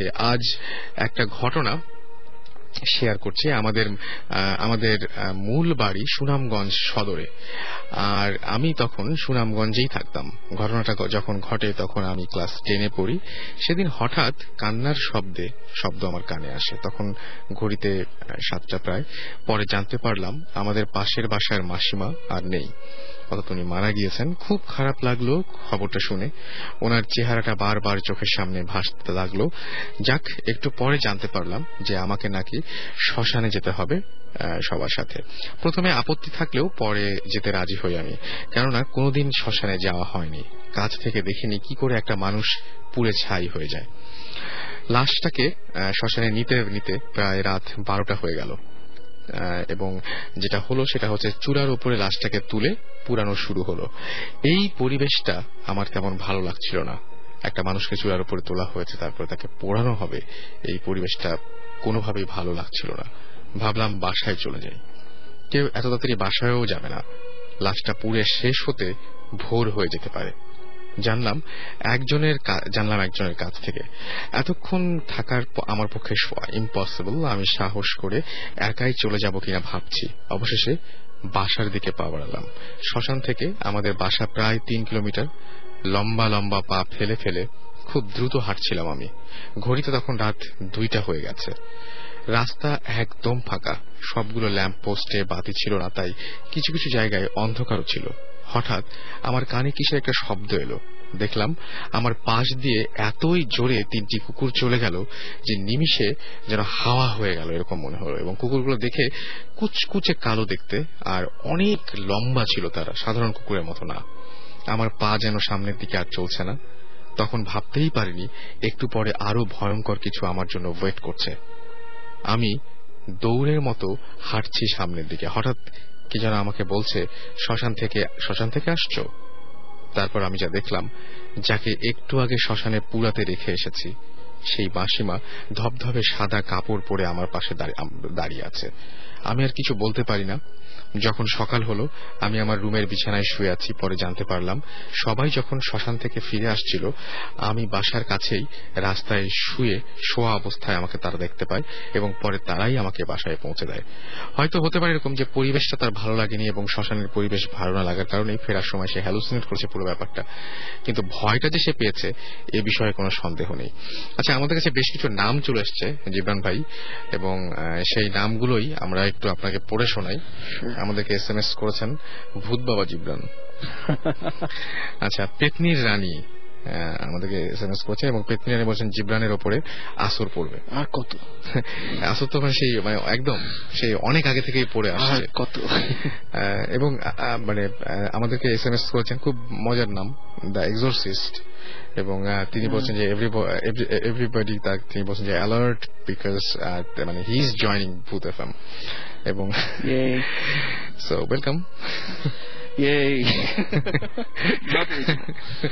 আচ্ছা, ভৌতিস্ট আমাদের SMS করেছেন, ঘোস্ট ফোর্স আমাদের SMS করেছেন, বলছেন যে আমার SMS না পড়লে ভূত পাঠালাম, কিন্তু SMS পড়ে ফেলেছি। আমার না একটা নাম আমার খুবই ভালো লেগেছে, নামটার নাম হচ্ছে লম্বা লাশ। জাতা, সেটাই জাতা রকমের ভালো আর কি। ড্রাকুলার চাস্তো ভাই আমাদের SMS করেছেন, জিজ্ঞেস করেছেন সুমন ভাই কোথায়। উনি একটু এক্সপেরিয়েন্স করতে গেছেন। আচ্ছা, ওকে ফাইন। মিলি আমাদের এসএমএস করেছেন ফ্রম সিলেট এবং তিনি বলেছেন যে আচ্ছা তিনি তারা জাহেদ, তারপরে হচ্ছে জুন, তারপরে রিনা, স্বপ্না এবং তারা 5 জন মিলে একসাথে তারা হচ্ছে এটা নর্মাল, কিন্তু তারা একসাথে আমাদের ভূত এফএম শুনছেন আর কি। আর ব্ল্যাক ম্যাজিক নিয়ে একটা পর্ব করা যায় কিনা এটা তিনি বলছেন যে ব্ল্যাক ম্যাজিক ডেফিনেটলি করা যায়। তুমি কি বলো? আমার মনে হয় যে করা যেতে পারে, যে মানে ব্ল্যাক ম্যাজিক আসলে আমরা করেছিও ইনফ্যাক্ট আপনার সাথে। আপনি একজন গেস্ট এনেছিলেন এবং তিনি অনেক কিছু বলেছেন এবং তার এক্সপিরিয়েন্স গুলো পাকিস্তানের সব। সো আমরা এর আগে কথা বলেছি। আমাদেরকে এসএমএস করেছেন, ইউ লাভ দিস নেম, সেটা হচ্ছে গিটারিস্ট জিন। জ্যাম করতেছিল। হ্যাঁ সেটাই, একদম গিটারিস্ট জিন। ফারদিন আমাদের এসএমএস করেছেন। ফারদিন এসএমএস করে বলছে অফিস থেকে বাসায় যাচ্ছি, গাড়িতে একা ভূত এফএম শুনতে ভালো লাগছে। অনেক সাহসী। হ্যাঁ ফ্রাইডেতে, তাই সেটাই, মানে ফ্রাইডেতে অফিস, আমার মনে হয় এটা মনে হয় সানডেতে ছুটি, এরকম কিছু হতে পারে। আর রাক্ষসী 23 তিনি আমাদের এসএমএস করেছেন। সেটাই। সো আরো এসএমএস করুন আমাদেরকে। এসএমএস করার নিয়মটি তো বললামই। আমাদেরকে এছাড়াও এসএমএস করছেন কিং অফ ভূত, এছাড়াও ডেডলি শ্যাডো, ভূতের দাদা এসএমএস করেছেন আমাদেরকে, পাগলা ভূত এসএমএস করেছেন। পাগলা ভূতের পাবনায় অ্যাডমিশন হবে কিনা I don't no. Arif SMS করেছেন লাস্ট স্যাক্রিফাইস। নামটা এখন শেষ হয়নি, নিষ্পাপ শয়তান। আচ্ছা, এরপরে একটা মজার ব্যাপার আছে কিন্তু, অর্থহীন ভূত। সুমন ভাই কই। এবং ফ্লোরা এসএমএস করেছেন কক্সবাজার থেকে, ক্রুসেড সোল এসএমএস করেছেন আমাদেরকে, রাকিব এসএমএস করেছেন এবং খ্যাপাটে ভূত এসএমএস করেছেন, আরজে ভূত এসএমএস করেছেন শামীম, এছাড়াও ঘোস্ট চেজার এসএমএস করেছেন আমাদেরকে, ন্যারো পিশাচ। মানে এটা হচ্ছে যে কি, মানে সরু টাইপের মনে হয় দেখতে, এরকম কিছুটা হতে পারে আর কি। ভূতের নাতি এসএমএস করেছেন, মুখ নাই লাশ, নামটা ভালো। সো আপনারা যারা আরো নাম পাঠাতে চান এবং যারা শেয়ার করতে চান আপনাদের এক্সপেরিয়েন্স গুলো ছোট করে এসএমএস এর মাধ্যমে, তারা এসএমএস করুন, লিখে ফেলুন SHOUT শাউট স্পেস আপনার নাম স্পেস আপনার মেসেজ আর পাঠিয়ে দিন 9840 নাম্বারে। আমাদের সঙ্গে আরো একজন গেস্ট আছেন, তার কাছ থেকে আমরা কিছু এক্সপেরিয়েন্স শুনবো। আমি জানি না যে তার এক্সপেরিয়েন্স গুলো কেমন লাগবে আপনাদের, কারণ ব্যাপারটা খুব উইয়ার্ড। আপনি একটু শুনে দেখলেই, যেহেতু জীবন ভাই আছে, জীবন ভাই এই বিষয়ে কথা বলতে পারবেন। আপনার এক্সপিরিয়েন্সটা শুনি একদম ডিটেল, তার আগে আপনার শুরুতে আপনার নাম বলেন এবং আমি বলবো thank you so much, you have come all the way from Mymensingh. Hello listeners, আমি Rifat Imtiaz, Rifat is my nickname. আমি ময়মনসিংহ এর মুক্তাগাছা থেকে এসেছি। আমি ইন্টারমিডিয়েট ফার্স্ট ইয়ারে পড়ছি। মানে এরকম খুব কমই হয় ভূত এফএমে। এর আগে চিটাগং থেকে এসেছেন কয়েকজন, আর মানে this is the first time যে কেউ ময়মনসিংহ থেকে আমাদের সাথে শুধু মুক্তাগাছা থেকে এসেছেন, মানে আরো দূরে মন্ডার জায়গা থেকে এসেছেন তিনি, মুক্তাগাছার মন্ডা। তবে উনি আজকে সঙ্গে করে মন্ডা নিয়ে আসেননি, আপনাদের সঙ্গে করে না, বাট আপনি মন্ডা চাইতে ভালো কাজ করেছেন, কারণ যেখানে যেটা চলে আর কি, মন্ডা না নিয়ে এসে উনি এক্সপিরিয়েন্স নিয়ে আসছেন। দ্যাটস হোয়াট উই ওয়ান্ট না। সো শুনি আমরা। আসলে আমার যে এক্সপিরিয়েন্সটা, এটা আসলে 1 বছর ব্যাপী ঘটনাটা ঘটে এবং এটার 2টা পার্ট আছে। মানে একটা পার্ট এবং অপর পার্টটার সাথে একদম লিঙ্ক।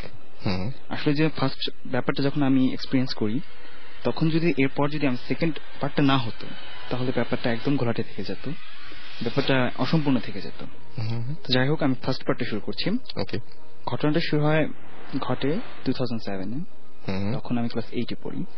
তো ক্লাস 8-এ জুনিয়র স্কলারশিপের জন্য তো আমার বাসা থেকে আমাদের যে কোচিং ছিল, কোচিং এর হোস্টেলে আমাকে শিফট করা হয়। তো আমি কোচিং এর হোস্টেলে থাকতাম। যেদিন ঘটনাটা ঘটে সেই ডেটটা হচ্ছে 15th জুন।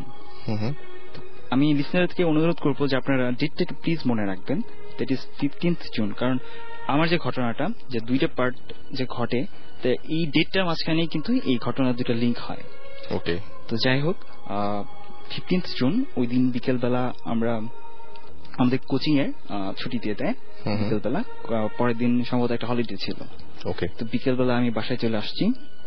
তো আবার পরের দিন, দ্যাট ইজ 16th জুন, আমার খুব ক্লোজ ফ্রেন্ড মাসুদ, ওর জন্মদিন। তো ও এরকম একটা প্ল্যান করছে যে ওর বাসায় রাত 12:01 পার্টি হবে, ওর বার্থডে পার্টি।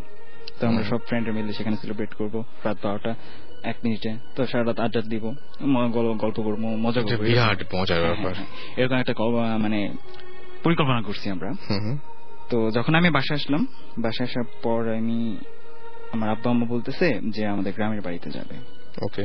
তো যেহেতু পরের দিন হলিডে, আর অনেকদিন যাবো তো গ্রামের বাড়িতে যাওয়া হয় না, তো আমার আব্বা আম্মা ডিসিশন নিয়েছে, সো আমরা বাড়িতে যাব। তো যেহেতু আমার 16th জুন 12টা 1 মিনিটে আমার প্রোগ্রাম আমার ফ্রেন্ডের বাসায়, তো যদি আমি বাড়িতে চলে যাই তাহলে আমি সেই প্রোগ্রামটা মিস করবো।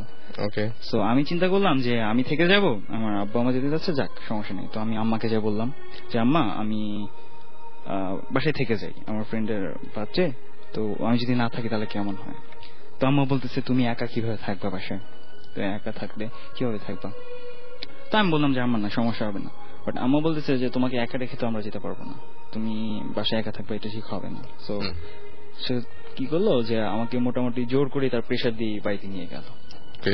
তো ব্যাপারটা আমার কাছে খুবই রাগ লাগলো, যে আমার সবচেয়ে বেশি দুঃখ লাগছিল আমার ফ্রেন্ডের জন্য, কারণ ও এত একটা মানে কথাও দিয়ে ফেলেছিল।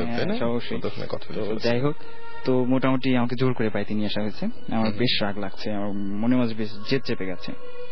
তো বাড়িতে আসছি, বাড়িতে আসার পর সব গল্প গুজব করছে, দেখা হচ্ছে।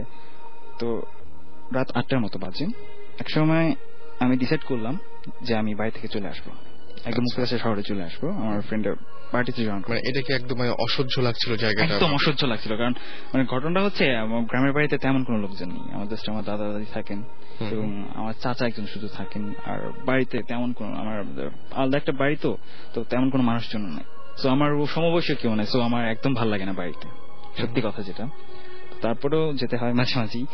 তো আমি ভাবলাম যে চলে আসবো। তো যখন আমি চিন্তা করলাম যে চলে আসবো, তো আমি সাথে সাথে ঘর থেকে একা একা চুপি চুপি বের হয়ে পড়ছি। বের হওয়ার পর আমাদের বাড়ির লোকেশনটা হচ্ছে এরকম, গ্রামের বাড়ি। তো গ্রামের বাড়ি আমাদের ঘর থেকে বের হলেই জাস্ট রাস্তাটা পড়ে, কাঁচা রাস্তা থেকে 1/2 কিলোমিটার মতো হাঁটলে পাকা রাস্তাটা পাওয়া যায়, একদম আমাদের মুক্তাগাছা শহর পর্যন্ত যে রাস্তাটা পাকা রাস্তা। তো আমি চিন্তা করছি যে কাঁচা রাস্তাটুকু আমি হেঁটে হেঁটে যাবো, তো তারপর যে এখানে পাকা রাস্তা আছে ওখানে হবে, সবসময় ভ্যান বা রিক্সা জাতীয় কিছু পাওয়া যাবে, তো ওইখান থেকে আমি চলে আসতে পারবো, সমস্যা হবে না। তো আমি বাড়ি থেকে বের হয়ে হাঁটা ধরছি। অনেক মোটামুটি গ্রামের 8টা রাত, তো মানে নতুন করে কিছু বলার নেই, অনেকেই জানে রাতে ঘটনাটা কি হয় গ্রামে, একদম নিঃশব্দ। তো আমি বের হয়েছি, প্রচন্ড অন্ধকার, সম্ভবত সেদিন অমাবস্যা ছিল। আমি বের হয়ে হাঁটার পর আমাদের যে রাস্তাটা আছে যে শহরে যাওয়ার, মানে পাকা রাস্তাটার সাথে যেখানে জয়েন হয়েছে, তো ওই রাস্তা থেকে কিছুক্ষণ হাঁটলে বিশাল বড় একটা বট গাছ পড়ে। তো এই পডকাস্ট নিয়ে অনেকেই অনেক রকম সময় কাহিনী শোনা যায়, বাট আমি তো গ্রামে থাকি না, বা গ্রামে একটা বেশি একটা যাওয়া হয় না, তো ওই ব্যাপারগুলো আমি জানি না। তো যেগুলো আমি পরে শুনছি হয়তো বা মানুষ একজনের কাছ থেকে বিভিন্ন ধরনের কথা প্রচলিত আছে ওই গাছটা নিয়ে। তো আমি হাঁটা ধরছি, হাঁটতেছি গাছটার মোটামুটি বেশ কাছে চলে আসছি। তো হঠাৎ করে আমি একটু খেয়াল করলাম যে গাছটার নিচে কিছু একটা দেখা যাচ্ছে, সাদা টাইপের একটা বস্তু। তো আমার তো তখন মনে একটাই চিন্তা যে আমি কিভাবে শহরে আসবো, তো ওই ব্যাপারগুলো এত খেয়াল করছি না, আমি একদম হেরে যাচ্ছি। আমার মনে এখানে একটা টেনশন যে কখন আমি মুক্তাগাছে বসবো। তো যাই হোক, আমি হাঁটছি, একদম মোটামুটি গাছের কাছাকাছি চলে আসছি। তো হঠাৎ করে আমি খেয়াল করলাম যে গাছের নিচে সাদা কিছু একটা শুয়ে আছে, এরকম একটা মনে হচ্ছে, একটা মানে মানুষের আকৃতির টাইপের। আচ্ছা। তো আমি একদম এখানে স্টপ হয়ে গেলাম যে এটা আমি কি দেখছি, আমার নিজেকে বোঝাচ্ছি যে আমি এটা কি দেখছি। তো আমার তখনও বিশ্বাস হচ্ছে না যে আমি এটা আসলে দেখছি কিনা। তো আমি একদম দাঁড়ায় আছি। তো এরকম মানে এরকম জিনিসগুলো ফেস করলে যেরকম হয়, একদম আমি চেষ্টা করতেছি যে আমি এখান থেকে সরে যাবো, বাট আমি একদম পারতেছি না। আমি এক পা সামনেও যেতে পারতেছি না, এক পা পিছনে আসতে পারতেছি না, একদম স্টিল হয়ে গেছি। তো আর আমি মুখ দিয়ে শব্দ করতে যাচ্ছি বা চিৎকার করতে যাচ্ছি, বাট কোনো আওয়াজ বের হচ্ছে না। আসলে এরকম এক্সপিরিয়েন্স করতে যেরকম হয় আর কি, আসলে আপনি জানেন যে ঘটনাগুলো কি হয়। তো আমি কি করলাম, তো এখানে দাঁড়িয়ে আছি, তো একদম লাস্টের দিকে তাকায় আছি। তো আমি আস্তে আস্তে যেটা খেয়াল করলাম যে ওই লাশের মানে সাদা কাপড় দিয়ে তো ঢাকা, একদম মুখটা খোলা। তো মুখটা খোলা, ওদিকে তাকায় আছি, যেহেতু অন্ধকার তো কিছু দেখা যাচ্ছে না, জাস্ট বোঝা যাচ্ছে যে ওই জায়গাটা খালি। হঠাৎ করে একটা আলো সৃষ্টি হলো, একদম মানে লাস্টার ফেসের উপর একটা অলৌকিক ভাবে একটা আলো সৃষ্টি হলো। তো আমরা নরমালি যে মঞ্চ নাটকে যেটা দেখি যে এরকম কোন আর্টিস্টের উপর যে একদম যে ফ্ল্যাশ লাইটটা ফেলা তাকে যে ফলো করে আর কি, এরকম টাইপের একটা লাইট তার মুখের উপর পড়ছে এবং আমি স্পষ্ট একটা বৃদ্ধ লোকের ফেস দেখলাম, একদম স্পষ্ট একটা বৃদ্ধ লোকের ফেস। আমি জানি না এটা কতক্ষণ দেখছি, আমার মনে হচ্ছে অনেকক্ষণ সময় ধরে আমি সেটা দেখছি, বাট আমি দাঁড়ায় আছি, তো জানি না কি হইলো তারপরে। আসলে আমার মনে হয় তারপর আমি সেন্সলেস হয়ে গেছিলাম, আর কতক্ষণ দেখছি আমার ঠিক মনে ছিল না। তো সেন্সলেস হয়ে যাওয়ার পর আমি যে ঘটনাটা হলো, যখন আমার সেন্স ফিরল আর কি, তখন দিনের বেলা যখন আমি সেন্স আমার আসলো, তখন যে ঘটনাটা ঘটলো সেটা আমার কাছে আরো বেশি ভয়ঙ্কর লাগলো। কারণ আমি যেটা দেখলাম সেটা হচ্ছে আমার সামনে সেই বৃদ্ধ লোকটা দাঁড়িয়ে আছে, যাকে আমি তাকিয়ে দেখে আপনি আবার দেখলেন যে সেই লোকটা আমার সামনে একদম চোখের সামনে দাঁড়িয়ে আছে। ওকে, মানে আমি যাকে লাশ হিসেবে দেখেছি সে আমার সামনে দাঁড়িয়ে আছে। এই ব্যাপারটা আমি আরো বেশি ঘাবড়াই গেলাম যে এটা আমি কি দেখছি। সো এরকম ব্যাপার যেটা হলো, তো প্রচন্ড ভয় পেলাম। তো আমার মনে হয় সাথে সাথে আবার মনে হয় আমি সেন্সলেস হয়ে গেলাম। তো আবার যখন সেকেন্ড টাইম যখন সেন্সলেস হলাম, তারপর যখন আবার আমার সেন্স আসলো, তখন দেখি আমার আম্মা আমার পাশে, আমি গ্রামের আমাদের বাড়িতে শুয়ে আছি। তো বুঝলাম গায়ে প্রচন্ড জ্বর অনেক। পরে আমি কষ্ট করে আম্মাকে জিজ্ঞেস করলাম, আম্মা আমার কি হয়েছে বা? তো আম্মা বলতেছে যে তেমন কিছু না, তোমার জ্বর। মানে পরে যেটা আমাকে আম্মা বলছে যে তুমি যে প্রচন্ড ভয় পাইছিলা সেটা আমরা বুঝতে পারছিলাম, বাট তুমি যেহেতু মানে জিনিসটা মনে করতে পারতেছিলে না, তো সেজন্য আমরা মনে করাই দিই না তোমাকে। যে ভাবছে যে ফাইন, যে দেখছিলাম একটা ভয় পাইছি, এটা ভুলে গেছি, সো এটা কিছু না। তো এরকম হওয়ার পর আমি জিনিসটা মোটামুটি একদম টোটালি ভুলে যাই যে জিনিসগুলো ঘটনাগুলো ঘটে আমার সাথে, যে আমি রাতে লাস্ট দেখছি এবং সেন্স হওয়ার পরে সেই লোকটা দেখছি, এগুলো টোটালি একদম আমার ব্রেন থেকে সেটা হয়ে যায়, আউট হয়ে যায় জিনিসগুলো। তো আসলে এখানে এই ফার্স্ট পার্টটাতে অনেকগুলো ব্যাপার খটকা লেগে আছে হয়তো বা, তো এইগুলো ব্যাপারগুলো ক্লিয়ার হবে আমার গল্পের সেকেন্ড, গল্প না তো যেটা বলবো এটা এক্সপিরিয়েন্স, তো এক্সপিরিয়েন্সটা সেকেন্ড পার্টে এই ব্যাপারগুলো ক্লিয়ার হবে। সো আমি সেকেন্ড পার্টটা যাচ্ছি। তো সেকেন্ড পার্টটা হচ্ছে পরের ইয়ারে, মোটামুটি এক বছর পর আমি আবার গ্রামের বাড়িতে গেছি। গ্রামের বাড়িতে যাওয়ার পর ফার্স্ট ডেতে এবার একদম খুশি মনে গেছি আব্বা আম্মার সাথে, এবার কোনো রাগটা করে যাওয়া হয়নি, তো এবার খুশি মনে গেছি। তো তারপর যেটা হইলো, ফার্স্ট দিন ভালোই কাটছে। পরের দিন যেটা হলো দাদাদির সাথে গল্প করে, পরের দিন সন্ধ্যার পর আমি, আব্বা আম্মা, আমার দাদা দাদি, আমার চাচা সবাই মিলে বসে আছি। এমন সময় হঠাৎ করে জাস্ট বাইরে থেকে একজন ডাকছে যে আপনারা বাড়িতে কে আছেন, তাড়াতাড়ি একজন বাইরে আসেন। আচ্ছা। তো আমি বের হয়েছি, আমি আর আব্বা বের হয়েছি। তো আব্বা বের হওয়ার পরে যেটা হলো যে বলতেছে আপনারা একটু তাড়াতাড়ি আসেন, যে রাস্তার পাশে একটা লোক, বৃদ্ধ লোক পড়ে আছেন, তার খুব অবস্থা খারাপ, যে সম্ভবত খুবই কষ্ট হচ্ছে, তার সম্ভবত মারা যাবেন, তো আপনারা তো প্লিজ তাড়াতাড়ি আসেন। তো আমি আর আব্বা দৌড়ে গেছি, সাথে সাথে আমাদের বাড়িটা হচ্ছে একদম রাস্তার সাথেই। তো রাস্তা থেকে যেটা দেখলাম যে একটা বৃদ্ধ লোক রাস্তার পাশে পড়ে আছেন, খুব মানে কষ্ট হচ্ছে তার শ্বাস নিতে, এরকম অবস্থা, খুব মুখ দিয়ে গড় গড় শব্দ বের হচ্ছে।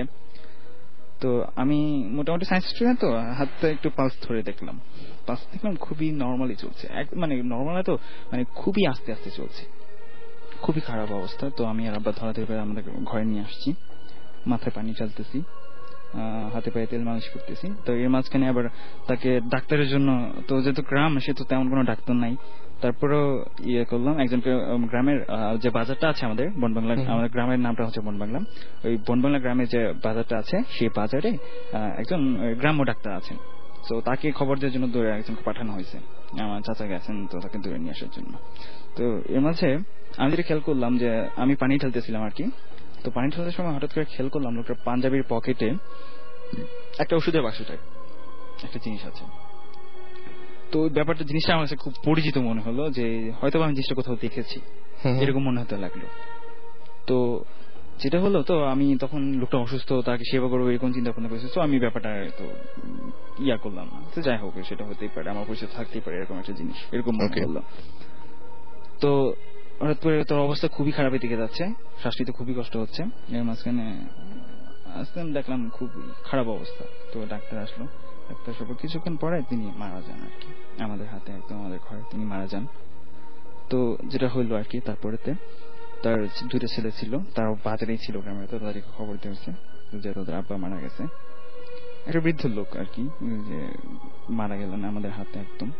তো যখন লাস্টে নিয়ে যাবে তখন আমরা একটা জিনিস খেয়াল করলাম যে আমার আব্বা আর কি, যে ওনার পাঞ্জাবি পকেটে যে আমি যে বললাম যে একটা ওষুধের বাক্স টাইপের একটা জিনিস দেখা যাচ্ছিল, সেটা বের করে আনলেন।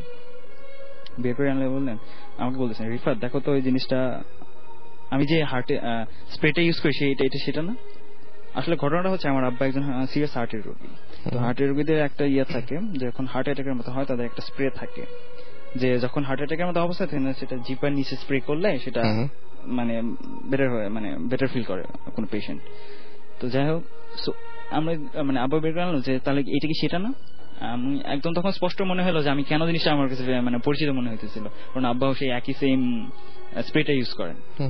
তো তখন সেটা দেখার পরে আমি আর আব্বা দুজনের দিকে তাকায় আছি, মানে দুজনে একই সাথে একটা জিনিস ক্রস করলাম আমাদের মাইন্ডে, যে উনি হার্ট অ্যাটাকে মারা যাননি তো, এরকম একটা ব্যাপার আমাদের মনে হতে লাগলো। তখন পরবর্তীতে আমি যেটা শুনেছি যে উনি আসলে হার্ট অ্যাটাকে মারা গিয়েছিলেন। তো এটা শোনার পর আমার নিজেকে মানে অনেক সময় অপরাধী মনে হতে থাকে, যে কারণ একটা হার্টের স্প্রে ছিল, যখন হার্ট অ্যাটাকের মতো অবস্থা ছিল তাহলে সেটা আমি ইউজ করতে পারতাম, ব্যাপারটা আমার নোটিস হয়েছিল, বাট আমি কোনো কাজ করতে পারি না। সেজন্য আমার নিজেকে মানে বেশ দোষারোপ মনে হতে লাগলো, যেটা কি করলাম। তো যাই হোক, জন্ম মৃত্যু অবশ্যই আল্লাহর হাতে, এটা গড একদম নিজে হ্যান্ডেলিং করেন। তো এই ব্যাপারটা হওয়ার পর আমার বেশ মন খারাপ হলো। তো মন খারাপ হওয়ার পর যখন ওই সময় আর কি, যখন তার লাস্টে নিয়ে যাচ্ছে, সো আচ্ছা রাসেল ভাই, এই ব্যাপারে আমি একটু মিস করেছি। সেটা হচ্ছে যখন যে বললাম যে ফার্স্ট এক্সপিরিয়েন্সে, তখন যে লোকটা আমার যে ঘটনাটা ঘটলো, যে জ্বর হলো, তখন এরপরে কিন্তু আমি মাঝে মাঝে একটা স্বপ্নে একটা বৃদ্ধ লোকের ফেস দেখতাম। জিনিসটা আমি মিস করেছি আসলে, প্রায় একটা স্বপ্নে একটা ফেস দেখতাম। তো এই ব্যাপারটা আমি আমাকেও বলছিলাম যে আম্মা দেখো আমি তো এরকম একটা ফেস দেখি। তো আম্মা বলছে যে স্বপ্নের ব্যাপারে এটার কি হবে, এটা তেমন কিছু না, আমাকে জাস্ট ইগনোর করছে। তো আমি চেষ্টা করলাম ইগনোর করতে ব্যাপারটা, বাট প্রায় আমি জিনিসটা স্বপ্নে দেখতাম আর কি, একটা বৃদ্ধ লোকের ফেস। তো যাই হোক, আমি আবার আগের একটু কাহিনীতে ফিরে যাচ্ছি। তো যখন তার লাস্টে নিয়ে গেল, তখন আব্বা আমাকে বলছে, রিফাত তুমি কি লোকটাকে চিনতে পারছো? মানে আমি তখন বললাম, দেখো আব্বা আমি তো গ্রামে থাকি না, বা গ্রামে এত লোককে চিনি না, তো আমি তো ওনাকে চিনতে পারতেছি না। তো তুমি আসলে চিনতে পারতেছো না? আমি না আব্বা আমি চিনতে পারতেছি না। তখন আব্বা আমাকে বলল যে ইনি সেই লোক যিনি, তুমি ঠিক মনে আছে তোমার 1 বছর আগে তুমি অজ্ঞান হয়ে গেছিলে বটগাছে নিচে, তখন তিনি তোমাকে তার বাড়িতে নিয়ে গেছিল এবং তোমাকে আমাদের বাড়ি পর্যন্ত পৌঁছে দিয়ে গেছিল। দ্যাট মিন্স আপনি যখন চোখ খুলেছিলেন তখন এই লোকটিকেই তখন আপনি দেখতে পেয়েছিলেন। এক্স্যাক্টলি। ওকে, এবং এই লোকটিকে আপনি স্বপ্নে দেখেন? হ্যাঁ, পরবর্তীতে আমি যেটা বুঝতে পেরেছি এই লোকটিকেই আমি স্বপ্নে দেখেছি। এবং ভালো করে খেয়াল করেছেন তখন? হ্যাঁ অবশ্যই, এবং খেয়াল করে দেখেছেন। আর তাহলে যে বটগাছের নিচে যে লোকটাকে দেখেছিলেন লাশ হিসেবে, এটা সেই লোকটা, এবং সেই লোকটাই আপনি সেই লোকটাই আপনাকে সামহাও বাসায় পৌঁছে দিয়েছিল, এবং 15 জুন ঘটনাটা ঘটেছিল, এবং পরের বছর ঠিক 15 জুনে এক্স্যাক্টলি। এবং এই যে ঘটনাটা ঘটে, যে লোকটা মারা যান, ঠিক 15 জুন তিনি আমাদের হাতে মারা যান। একদম মানে পুরোপুরি একই দিনে মারা যান আপনারা ওখানে, একই জায়গায়, 1 বছর আগে। রাইট, তাকে আমি লাশ হিসেবে দেখেছি, এবং ঠিক 1 বছর পর তিনি আমাদের হাতে মারা যান। ওকে, সো জিবরান ভাই যদি কিছু বলতে চান এই ব্যাপারে? Interesting story, very interesting story. সেটাই, মানে অনেক অদ্ভুত কিছু ঘটে আমাদের চারপাশে। সো এরকম একটা ঘটনা শুনলাম। অবশ্যই there is a lesson to be learned here. তোমার I don't know what that is, আমি জানি না। সেটাই, মানে আমিও জানি না, তবে ব্যাপারটা একটু আজব। তো লাইফের সাথে somehow রিলেটেড হতেই পারে। সো এখন আমরা কিছু এসএমএস এ ফিরে যাই, এবং এসএমএস এর বেশ কিছু নাম এসছে। নাম মোটামুটি আমরা শোর মাঝখানে সিলেক্ট করে ফেলবো। আমাদেরকে এসএমএস করেছে কবরের মোমবাতি, এছাড়াও আমাদেরকে এসএমএস করেছেন সহকারী ভ্যাম্পায়ার, টোকাই ভূত। হ্যাঁ, টোকাই ভূতটা বেশ মজার। হরিবল ম্যান এসএমএস করেছেন আমাদেরকে। এছাড়াও ফাহিম, আচ্ছা ফাহিমের এসএমএস একটু অন্য ব্যাপারে, তিনি বলছেন যে আমার সাহস দিন দিন বাড়ছে। দিস ইজ গুড, একদম।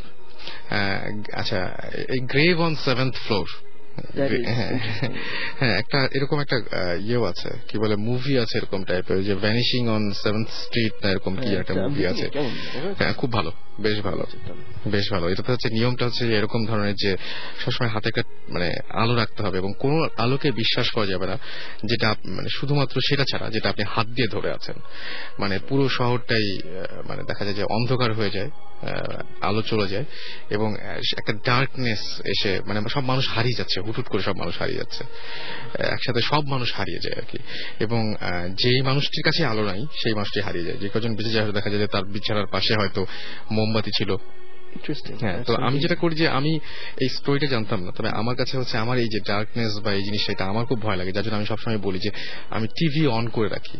তো টিভি অন করে রাখি এই জন্য আমার এক সিনিয়র ভাই বলছে যে তুমি কি এটা এই মুভিটা দেখছো নাকি, এই মুভিতে এরকম একটা ব্যাপার আছে যে সবসময় আলো জ্বালিয়ে রাখতে হয়। তো আমি বেশি আলো জ্বালালে ঘুম আসে না, বা অন্য ঘরে কোনো বাতিটাতে জ্বলে যেহেতু ঘুম আসে না, সুতরাং আমি টিভিটা অন করে রাখি, টিভির যে আলো হয় সেই আলোটা, এবং হাতের কাছে অবশ্যই আমি মানে টর্চ লাইট টাইট সবকিছু নিয়েই ঘুমানোর চেষ্টা করি, মানে অন্ধকার কোনোভাবে হতে দেয় যাবে না। একদম। কি হয়েছে এটা শুনি না, একটু শুনি কি হয়েছে। এটা আমার বাসার ঘটনা, এটা not a Buddhist story, it's actually me আমার ফ্ল্যাটমেটের এক্সপিরিয়েন্স। ওকে। এটা শুরু হচ্ছে অনেক আগে। রিমেম্বার অনেক আগে বলছিলাম আমার একটা অ্যাটাক হয়েছিল আমার উপরে, ড্রিমের ভিতর ড্রিম। তারপর আমার ফ্রেন্ড রেজা, ইনসেপশন খুব খারাপ হবে। সো তারপর রেজার এক্সপিরিয়েন্স গুলো, আমার ফ্ল্যাটমেটার রেজা তাদের উপরতলায় যে।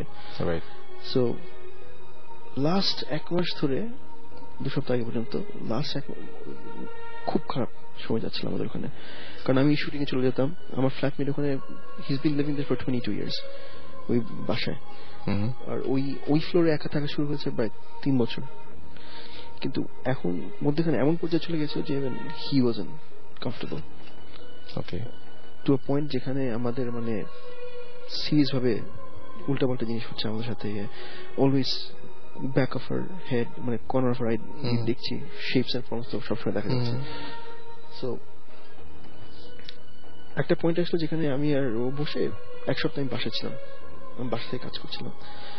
সো হতো কি যে আমার রুমে একটু বেশি প্রবলেম হচ্ছে এখন, মানে ধরে এমন প্রবলেম যে আমি এখন বারান্দায় যাই ঘুমাই। ওকে, এত ডিস্টার্ব করা হচ্ছে। সো আচ্ছা, এই ব্যাপারটা মানে যে ঘরে প্রবলেম সেই ঘর থেকে অন্য জায়গায় গেলে কি মোটামুটি বাঁচার একটা উপায় আছে, মোটামুটি একটা সলিউশন কি হতে পারে নাকি, নাকি বাড়িটাতেই প্রবলেম? ওটা আসছি এখন।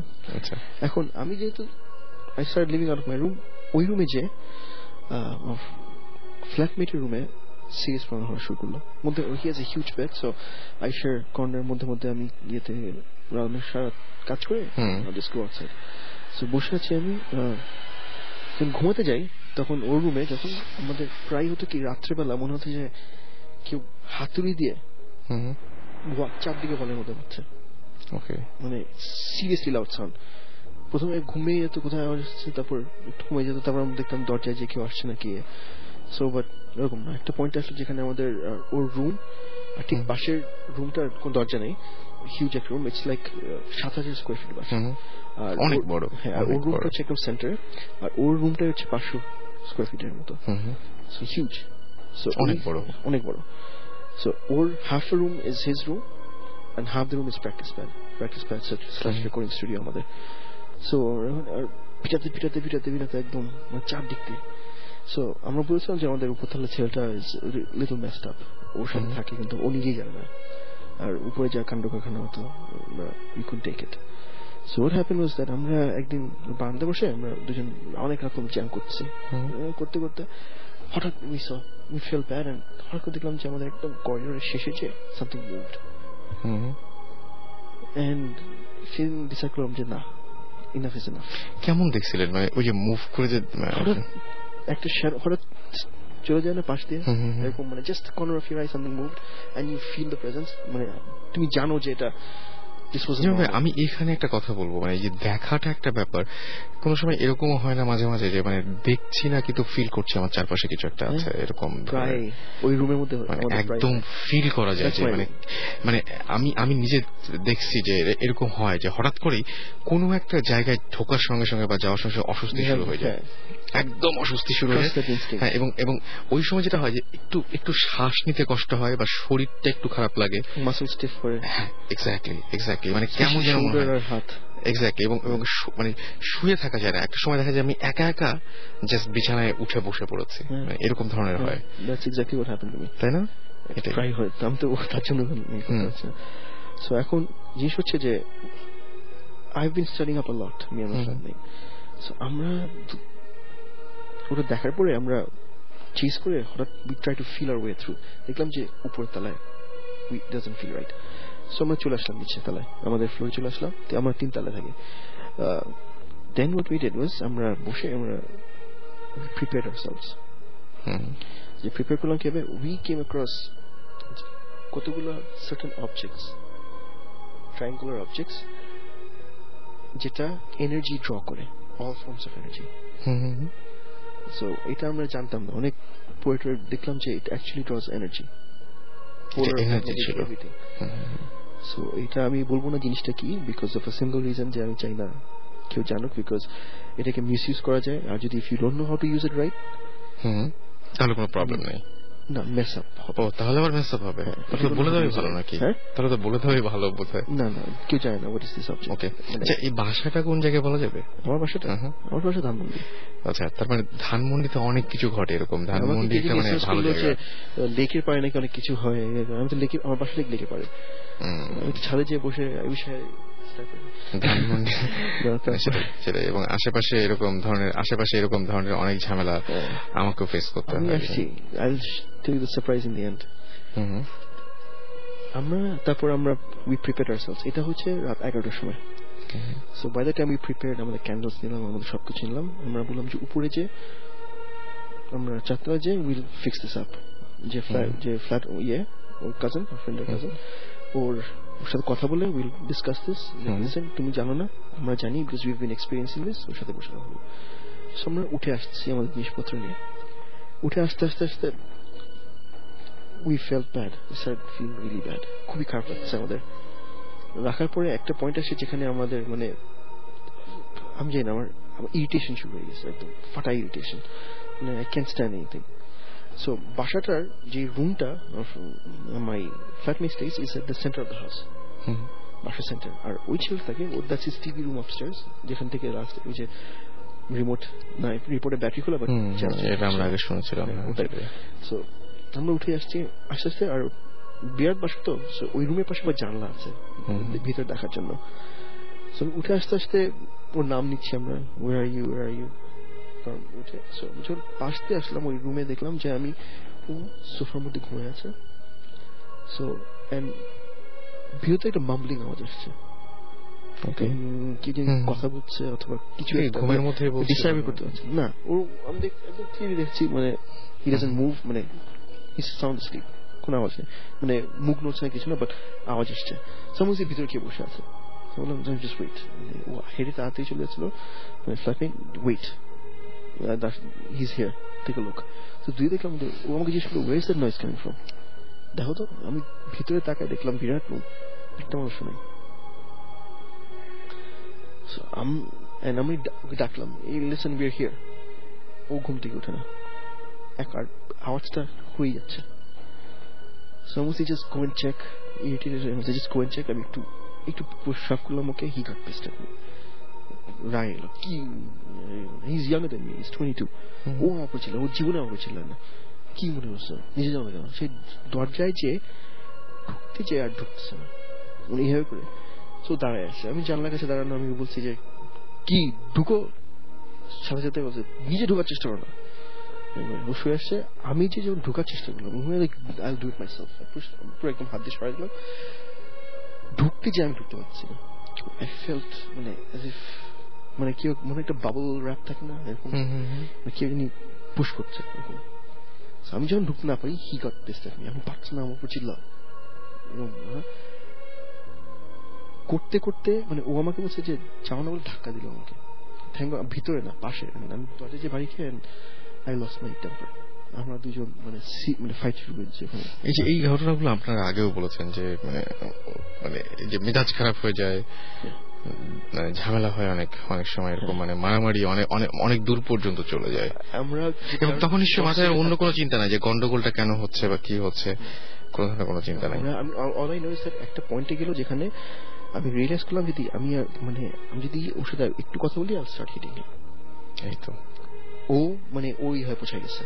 I just pushed him aside, I just walked. আমি হেরে চলে যাচ্ছি, আমার পিছনে চিল্লাচ্ছে come back here, if you've got the balls, come back here, চিল্লাচিল্লি করছে। সো আমি হেঁটে, আর ইউজুয়ালি কি হয় মানে একটা ফ্লোরের মানে অর্ধেক সিঁড়ি নেমে ঘুরে আবার নামে, সো একটা থেকে একটা বাসায় যেগুলো হয়। আমি হেঁটে যে মিডল ফ্লোরে আসলাম, নেমে এভরিথিং, আমি যা কিছু ফিল করছিলাম ইটস অল গন সেকেন্ডের মধ্যে। আমি তাকায় আসলাম, what the hell happened? মানে আমি জানলাম না আমি কেন চিল্লাচিল্লি করলাম, কিছু না, ঠিক আছে। I am waiting for him, my friend. ও আসুক, চিল্লাচিল্লি করতে করতে ও দেখি নামছে আমার সাথে গালাগালি করতে, পুরো একদম ফুল ব্লোন বাপ মা তুলে গালাগালি করতে করতে ভেরি মিন থিংস। আস্তে আস্তে এসে ঠিক আমার সামনে দাঁড়ালো, চুপ। তার মানে ঝামেলাটা উপরে ছিল। হ্যাঁ, ও আমার সামনে দাঁড়ালো, আমরা যে জিনিসগুলো নিয়ে গেছিলাম উপরে, কথা হলো ক্যান্ডেলস আর আমাদের অবজেক্টস, ও জাস্ট একটা নিল, what are this doing in my hand. ওর কোনো রিকলেকশন নেই এটা, মানে মসজিদ আমরা না উপরে যাচ্ছিলাম, মসজিদ আমি যে বললাম তখন ম্যাস্ট আপ, লেটস গো, দৌড়ায় নামলাম নিচে, ঠিক আছে এখন উপরে যাওয়া যাবে না, আমরা জানি দ্য সোর্সেস আপস্টেয়ার্স, এখন কি করবো, ঠিক আছে এখন let's listen, our room is the one যেটা আমাদের প্রোটেকশন দরকার, আমাদের রুমটা। সো আমরা আমাদের রুমটা প্রোটেক্ট করি। সো আমাদের অবজেক্টস গুলো আমরা আমাদের রুমের চারপাশে দিলাম, পুরো একদম ফোর কর্নার্স চারদিক দিয়ে কভার করে দিলাম। কভার করে আমি বললাম যে ঠিক আছে রুমের দরজাটা লক করে দিই। বাইরে দিয়ে আমাদের দরজায় দুটো রুম, একদিকে এক্সিট একদিকে এন্ট্রি, দুটোই বন্ধ করে দিলাম। বন্ধ করে আমরা যে বারান্দায় বসে ওয়েট জানি, আমরা যে দুটার কাছাকাছি দুটা খেয়াল করি ঠিকভাবে, বসে থাকতে থাকতে হঠাৎ করে উই হার্ড এরকম নক। সো আমার বাইরে আছে, আই থট দ্যাট বাইরে থেকে আওয়াজ আসছে জানলা বাইরে, তো দেখি না বাড়ছে। তারপর আমরা দৌড়াচ্ছি, আমি বললাম যে দেখো দরজা কেউ আসছে। ওই বলছে না না আসলে আমাদের আবার জোরে ডাকবে, বেল দিবে না, বড় যাই। আবার বাজাচ্ছি, উই জ্যামিং, 5 মিনিট পরে আরো জোরে যাওয়া আওয়াজ আসলো, দেখে আসি কে। আমরা সোজা গেটের কাছে চলে গেলাম, আমাদের মেইন গেটের কাছে যে দেখি যে কেউ নাই, someone's playing a joke। তারপর ধাম ধাম ধাম করে আওয়াজ, আমরা দুজনে পিছিয়ে তার দেখলাম যে ওই রুমটা থেকে আওয়াজ আসছে, যে রুমটা আমরা লক করলাম। তখন উই গট স্ক্যার্ড। এবং ওই রুমের মধ্যে কেউ নাই, মানে থাকা সম্ভব না, বাইরে দিয়ে লক করে, এবং কারো ওই রুমের মধ্যে থাকা সম্ভব না, কিন্তু ওই রুম থেকে বারবার ওইরকম শব্দ আসছিল, এবার জোরে জোরে।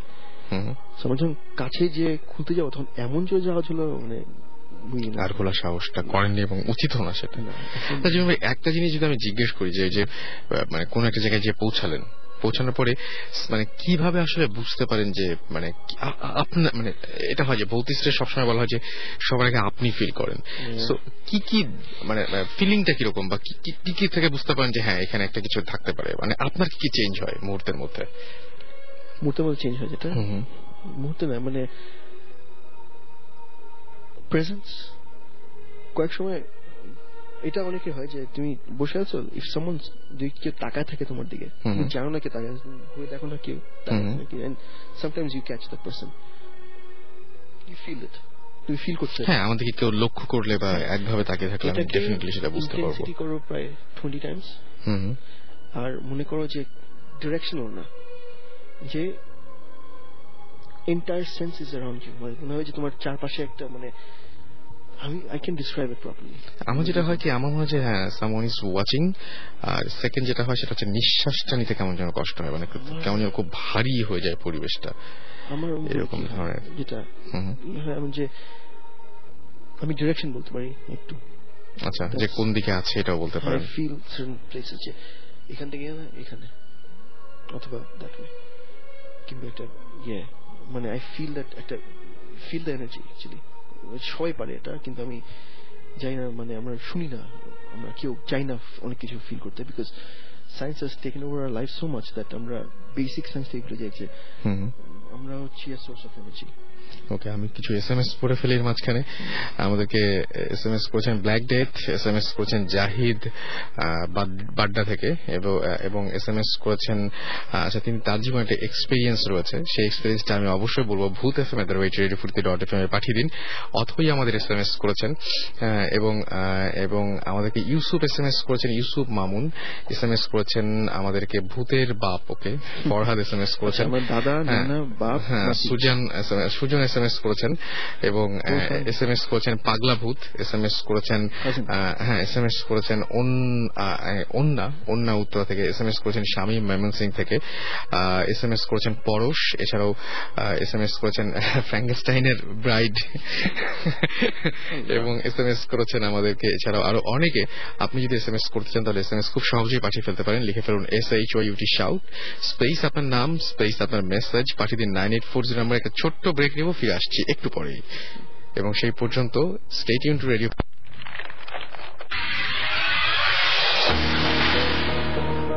রাইট, এত রাত্রে যদি প্রশ্ন করেন কে ওখানে, তাহলে উত্তর পাবেন একটাই, সেটা হচ্ছে ভূত FM।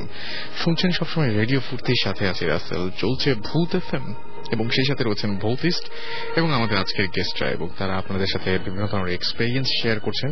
এক্সপেরিয়েন্স চাইলে আপনারাও শেয়ার করতে পারেন, এবং সেই জন্য যেটা আপনাকে করতে হবে, আপনাকে SMS করতে হবে, লিখে ফেলতে হবে SHOUT শাউট স্পেস আপনার নাম স্পেস আপনার মেসেজ, আর পাঠিয়ে দিতে হবে 9840 নাম্বারে। আমাদের SMS করেছেন মুর্দা ফকির খুলনা থেকে, এছাড়াও বাদশা ভাই SMS করেছেন আমাদেরকে, 13 নাম্বার ঘোস্ট আমাদের SMS করেছেন, 88 নাম্বার ফুর্তিভূত SMS করেছেন আমাদেরকে, পানি পেতনির জামাই আমাদের SMS করেছেন, এছাড়াও ডেভিলস অ্যাডভোকেট SMS করেছেন। ডেভিলস অ্যাডভোকেট নামে একটা কিন্তু মুভিও রয়েছে, খুব ভালো। ইন্টারন্যাশনাল ঘুমন্ত ভূত আমাদের SMS করেছেন, ভূতের অশান্ত মমি আমাদের SMS করেছেন, মানে মমি হবে আর কি, এটা বুঝতেই পারছি। আমাদেরকে SMS করেছেন ভীতুভূত, এটা খুব মজার নাম একটা পাইছি, ভীতুভূত। সো এছাড়াও আমরা দেখতে পাচ্ছি যে একের পর এক কিন্তু নাম আসছেই। আর এছাড়াও আমাদেরকে SMS করেছেন উদয়, তিনি তার এছাড়াও পল্লব SMS করেছেন, এবং লাশ এভিল আমাদের SMS করেছেন। ডিজে ভূত আছেন এর মধ্যে, এবং কালো ভূত আছেন। সো আপনারা এখনই জানতে পারবেন। জীবন ভাই, এখানে তো বেশ কয়েকটা নাম দেখতে পাচ্ছি আমি, তো এখানে আপনি বলছিলেন টোকাই ভূতের কথা নাকি? হ্যাঁ, টোকাই ভূত না? টোকাই ভূত, আপনার যদি পুরস্কারটা পেতে চান তাহলে আপনাকে যেটা করতে হবে সেটা হচ্ছে ইমেল করে আপনার নাম, ঠিকানা এবং ফোন নাম্বারটা আমাদের পাঠিয়ে দিতে হবে। সেটা আমরা নেক্সট শোতে জীবন ভাইয়ের কাছে দিয়ে দেবো, এবং আপনার কাছে আপনার গিফট পৌঁছে যাবে। আপনি যেটা করবেন, আপনার নাম, ঠিকানা এবং ফোন নাম্বার এবং এই টোকাই ভূত এই নামটা উল্লেখ করবেন, করে আমাদের ইমেল করবেন ভূত FM BHOOTFM@radiofurti.fm। সো টোকাই ভূত আজকে হচ্ছে মানে বিজয়ী হয়েছেন আর কি, তাদের সুন্দর নামটার জন্য। তো টোকাই ভূত, কংগ্রাচুলেশনস। আর যাই হোক, আমরা আবারও SMS এর ঘটনায় ফিরে যাই, এবং তার আগে আপনি বলছিলেন কিছু, যে আপনার আরো কিছু ঘটনা আছে, মানে যেটা বলতে চান? জি। তো একটা আছে যে আমি বলতেছিলাম আপনার ফুপির ব্যাপারে। আপনার নামটা একবার বলতে হবে। আমার নাম তুরাজ ফারজাদ হক, রাইট, ফ্রম গুলশান। রাইট, তো দিস ইজ অলসো স্টোরি অনেক আগের, হয়তো 20 বছর বা 20 বছর বা বেশি হইতে পারে এরকম আগে। তো আমার দুই ফুপু, ওনারা যাচ্ছেন ইয়াতে ডক্টরের কাছে, চোখের doctor, elephant road from Arambagh.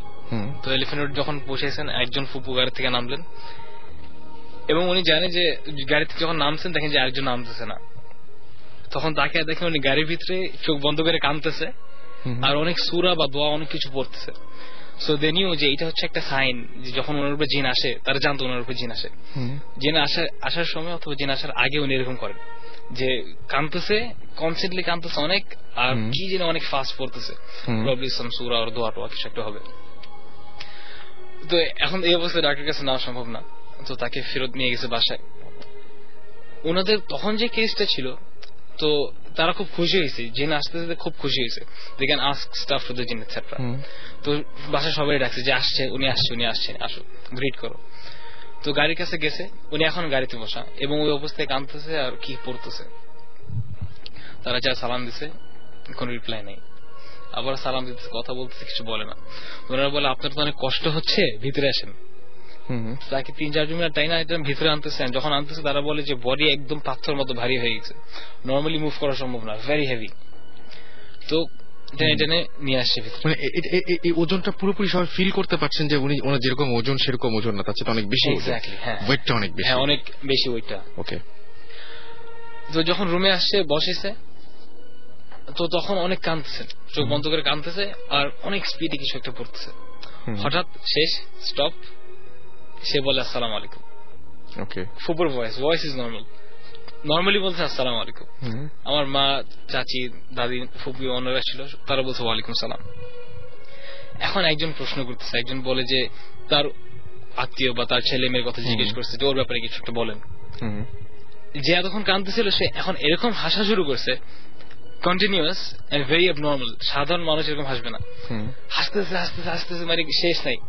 আবার আরেকজনের প্রশ্ন করে যে তার ব্যাপারে কিছু হোয়াট ইউ থিংক বা কিছু একটা বলেন, এখন আবার কাঁদতে শুরু করছে। তো এক একজনের ব্যাপারে এক এক রেসপন্স সে করতেছে। সো এটা খুব উইয়ার্ড। আর ওইখানে যারা ছিলেন আমার আম্মা, তারা তো ভয় অবস্থা খারাপ যে কেসটা কি, এরকম তো জীবন নর্মাল একটা বয়স্ক মহিলা, সে তো এরকম ফাজলামো করবে না কখনো, এটা হতেই পারে না। হ্যাঁ, তো হঠাৎ করে এইসব হইতেছে, হাসতেছে কাঁদতেছে, এক প্রশ্নের জবাব হিসাবে হঠাৎ করে ফেইন্ট, বিছানার উপরে শেষ। কিছুক্ষণ পরে যখন আসলো বলে যে কি হয়েছে, মানে উনি কিছু জানি না। তখন পানি টানি খাওয়াইছে। So basically the story ends over here, but this is a story which I think is possession, যে তারা পুরো পজেস করছে।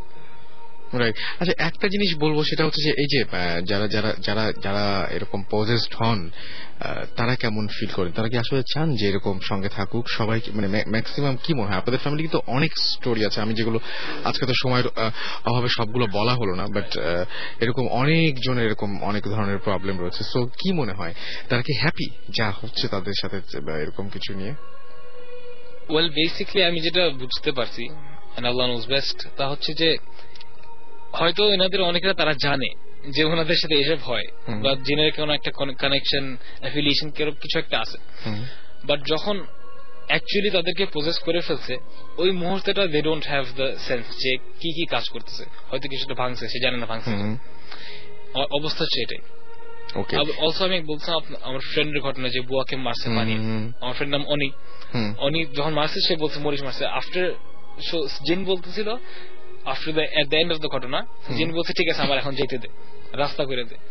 সো দে মুভড, যা সামনে ছিল তারা সাইডে চলে গেছে, তো জিন বের হয়ে চলে গেছে, মানে যা মনে হয়েছে। আর বুয়াটা নর্মালি আবার শুয়ে গেছে। তো আফটার দ্যাট এসব জানে না যে কি হয়েছে, তো বোঝা যাচ্ছে যে হয়তো ওই সময়টা তাদের মাথায়। আপনি পাকিস্তানের একটা ঘটনা বলছিলেন, রাইট? এটা হচ্ছে আমার একজন uncle, Aftab uncle, he is also regular listener, ওনার থেকে শুনতেছিলাম। তো এটা হচ্ছে, আমি শিওর না, হয়তো বলুচিস্তান বা এইসব জায়গায় পাহাড়ি এলাকার ঘটনা। ওই এলাকার অবস্থা হচ্ছে এমন যে মনে করেন এখানে একটা বাসা আছে, 5-6 মিনিট বা 10 মিনিট রাস্তার পরে আবার একটা বাসা, একদম খালি শুনছান, মানুষ খুব এমনি কম। সো এমনি সাইট সিইং এর জন্য তারা গেছে পাহাড় টাহার উপর। এন্ড যখন ফিরত আসতেছে সন্ধ্যা বা সন্ধ্যার পরের টাইমে, ওনার ফ্রেন্ড দুইজন আগে আগে যাচ্ছেন, উনি পিছিয়ে আছেন। হঠাৎ করে ওনার বেল্টওয়ালা যে স্যান্ডেল, বেল্টটা খুলে গেছে বা ছিঁড়ে গেছে, কিছু একটা এমন হয়েছে। সো হি ওয়াজ ফিক্সিং ইট। কিন্তু সামনে যে ফ্রেন্ডরা যাচ্ছে উনি আর বদল করেন, ওদেরকে ডাকে নেই, ঠিক আছে ওরা যেতেছে যাক, আমি ওদেরকে জয়েন করবো। তো যখন by the time he fix his জুতা, ফ্রেন্ডরা অলরেডি নেমে চলে গেছে। তো উনি এখন নামতেছে ওই পাহাড়ের মধ্যে, যেখানে এমনি মানুষ নেই, তারপর আবার পাহাড় উপর দেখে যে একটা পাথরের বাসা, পাথরটাতে দিয়ে বাসা বানানো, কোন মানুষ নাই। তো উনি চিন্তা করছে এইখানে বাসা, এত উইয়ার্ড একটা অবস্থা। দেখে যে দুইটা বিড়াল, আর হঠাৎ ঘরের ভিতর থেকে একটা হাত বের হয়েছে, and the hand is full of hair, যেটাকে বলে লোমশ, পুরা কালো আর লোম দিয়ে ভর্তি। একটা বিড়ালকে টান দিয়ে ভেতরে নিয়ে নিল। উনি এটা দেখে অবাক হয়ে ঘাবড়ে তাড়াতাড়ি নিচে চলে গেছে।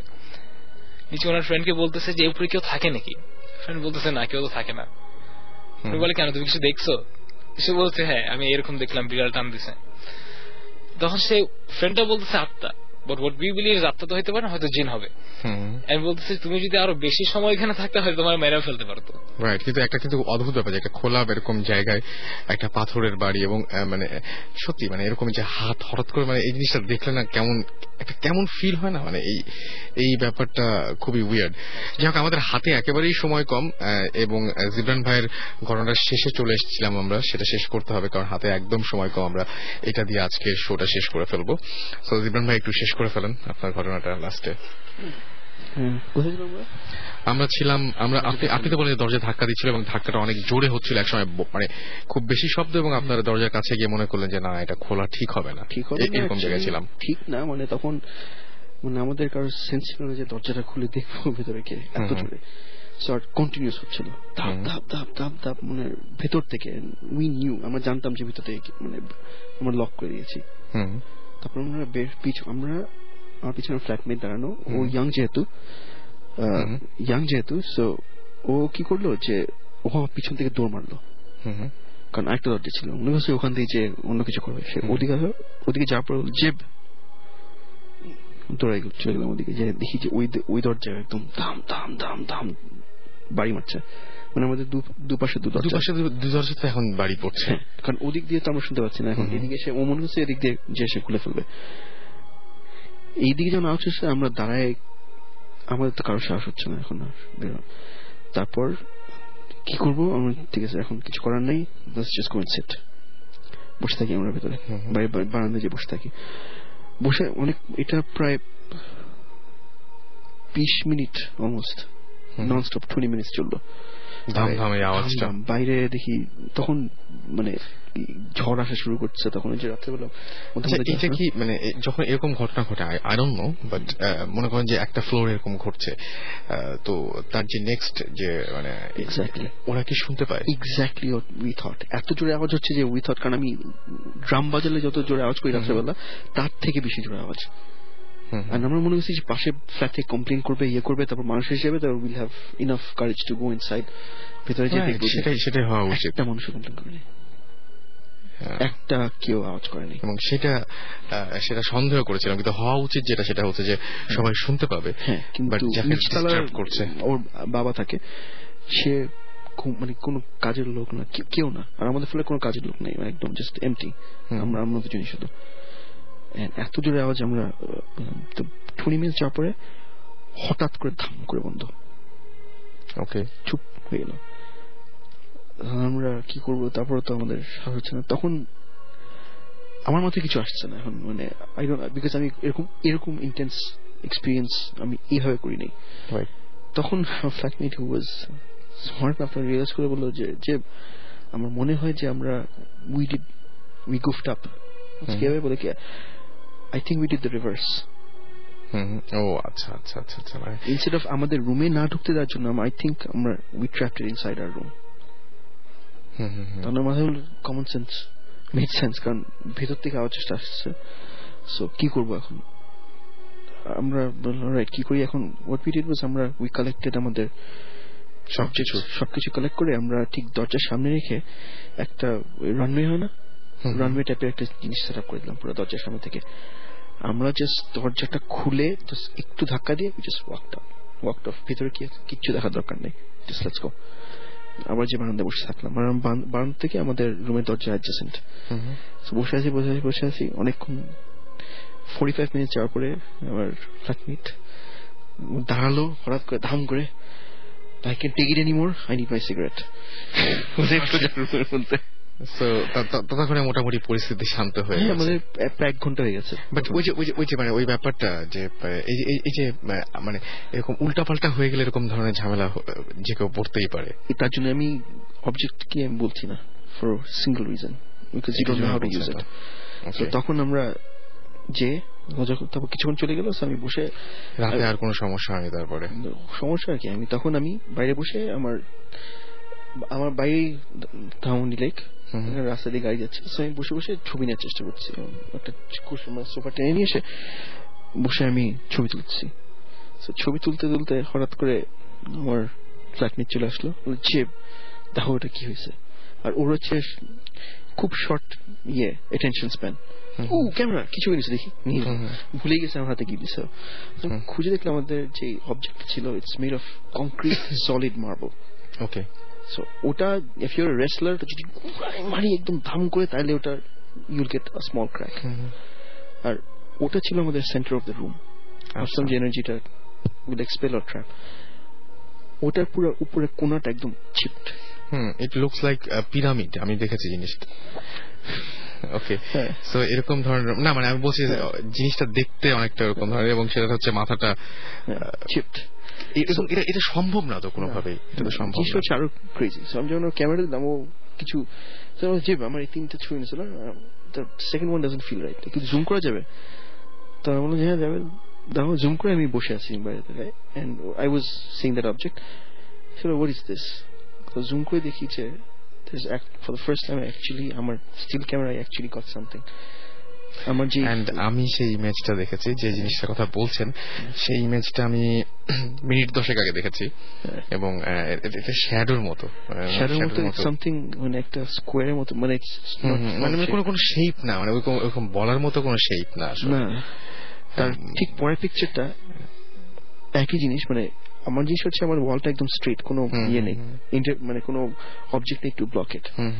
দিস ওয়ান মানে একদম ওখান থেকে মনে হচ্ছে ঠিক আমার দরজার সামনে দাঁড়ানো, একদম একদম, এবং কেমন যেন আমার কাছে মানে মনে হচ্ছে যে হ্যাট টাইপের কিছু একটা, এরকম সেরকম এরকম ধরনের কিছু একটা জিনিস আমরা দেখেছি।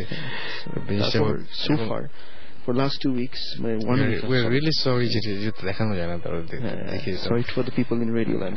but আমার আরেকটা জিনিসও ভালো লাগছে, রেডিওতে আসলে যারা লিসনার আছেন তারা নিজেরা ইমেজটা নিজেদের মতো করে বুঝে নিতে পারবেন হয়তো, কিন্তু বাট মানে আই হ্যাভ সিন সামথিং, মানে এটা হচ্ছে মানে বেশ উইয়ার্ড একটা জিনিস, এবং আমি সেটা ক্যামেরায় দেখলাম ছবিগুলো।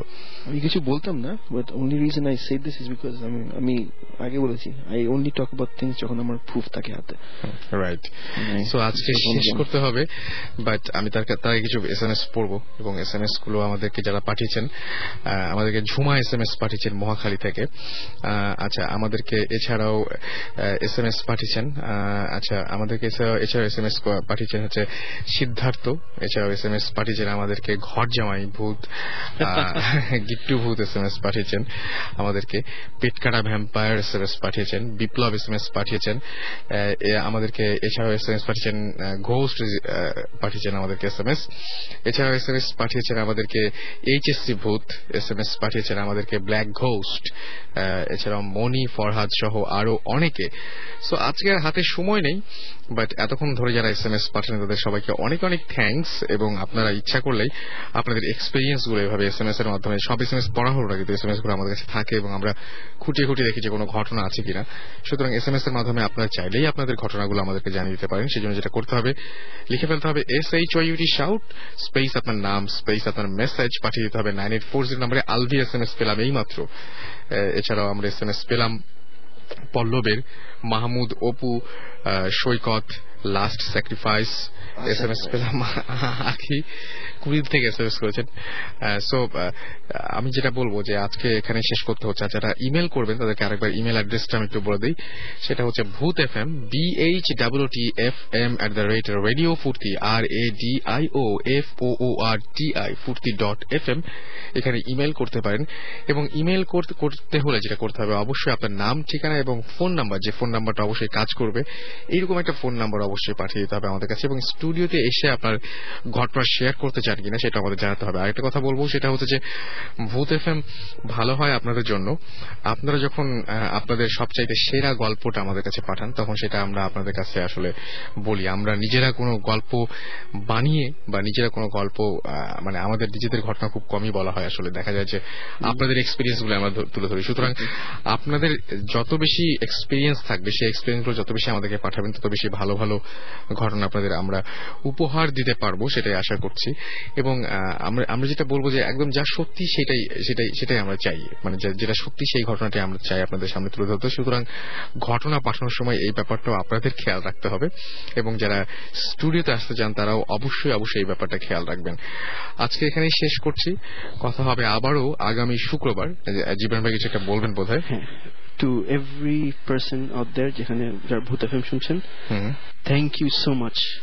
মানে আমরা কয়েকদিন একটা রিসেন্ট সার্ভে করলাম, মানে পেয়েছি, সাকিব পেয়েছে অ্যাকচুয়ালি, একটা ওয়ার্কশপে গেছিল, তো এসে ওখান থেকে ফোন করলো হঠাৎ, যে জানিস কি যে ফার্স্ট অফ অল যে ভূত FM মানে একটা রেটিং হয় কত শো কত popular. Bhoot FM by far, head and shoulders by far the most popular show in here, not because Amra, because of the fans. Thank you everybody. Yes, and মানে all credits মানে যেটা আছে সেটা হচ্ছে আপনাদের, সেটা আপনাদের SMS actually SMS letters everything এবং সবচেয়ে বেশি ইম্পর্টেন্ট হচ্ছে আপনাদের ঘটনাগুলো, আপনাদের এক্সপেরিয়েন্স যেগুলো আপনারা পাঠান।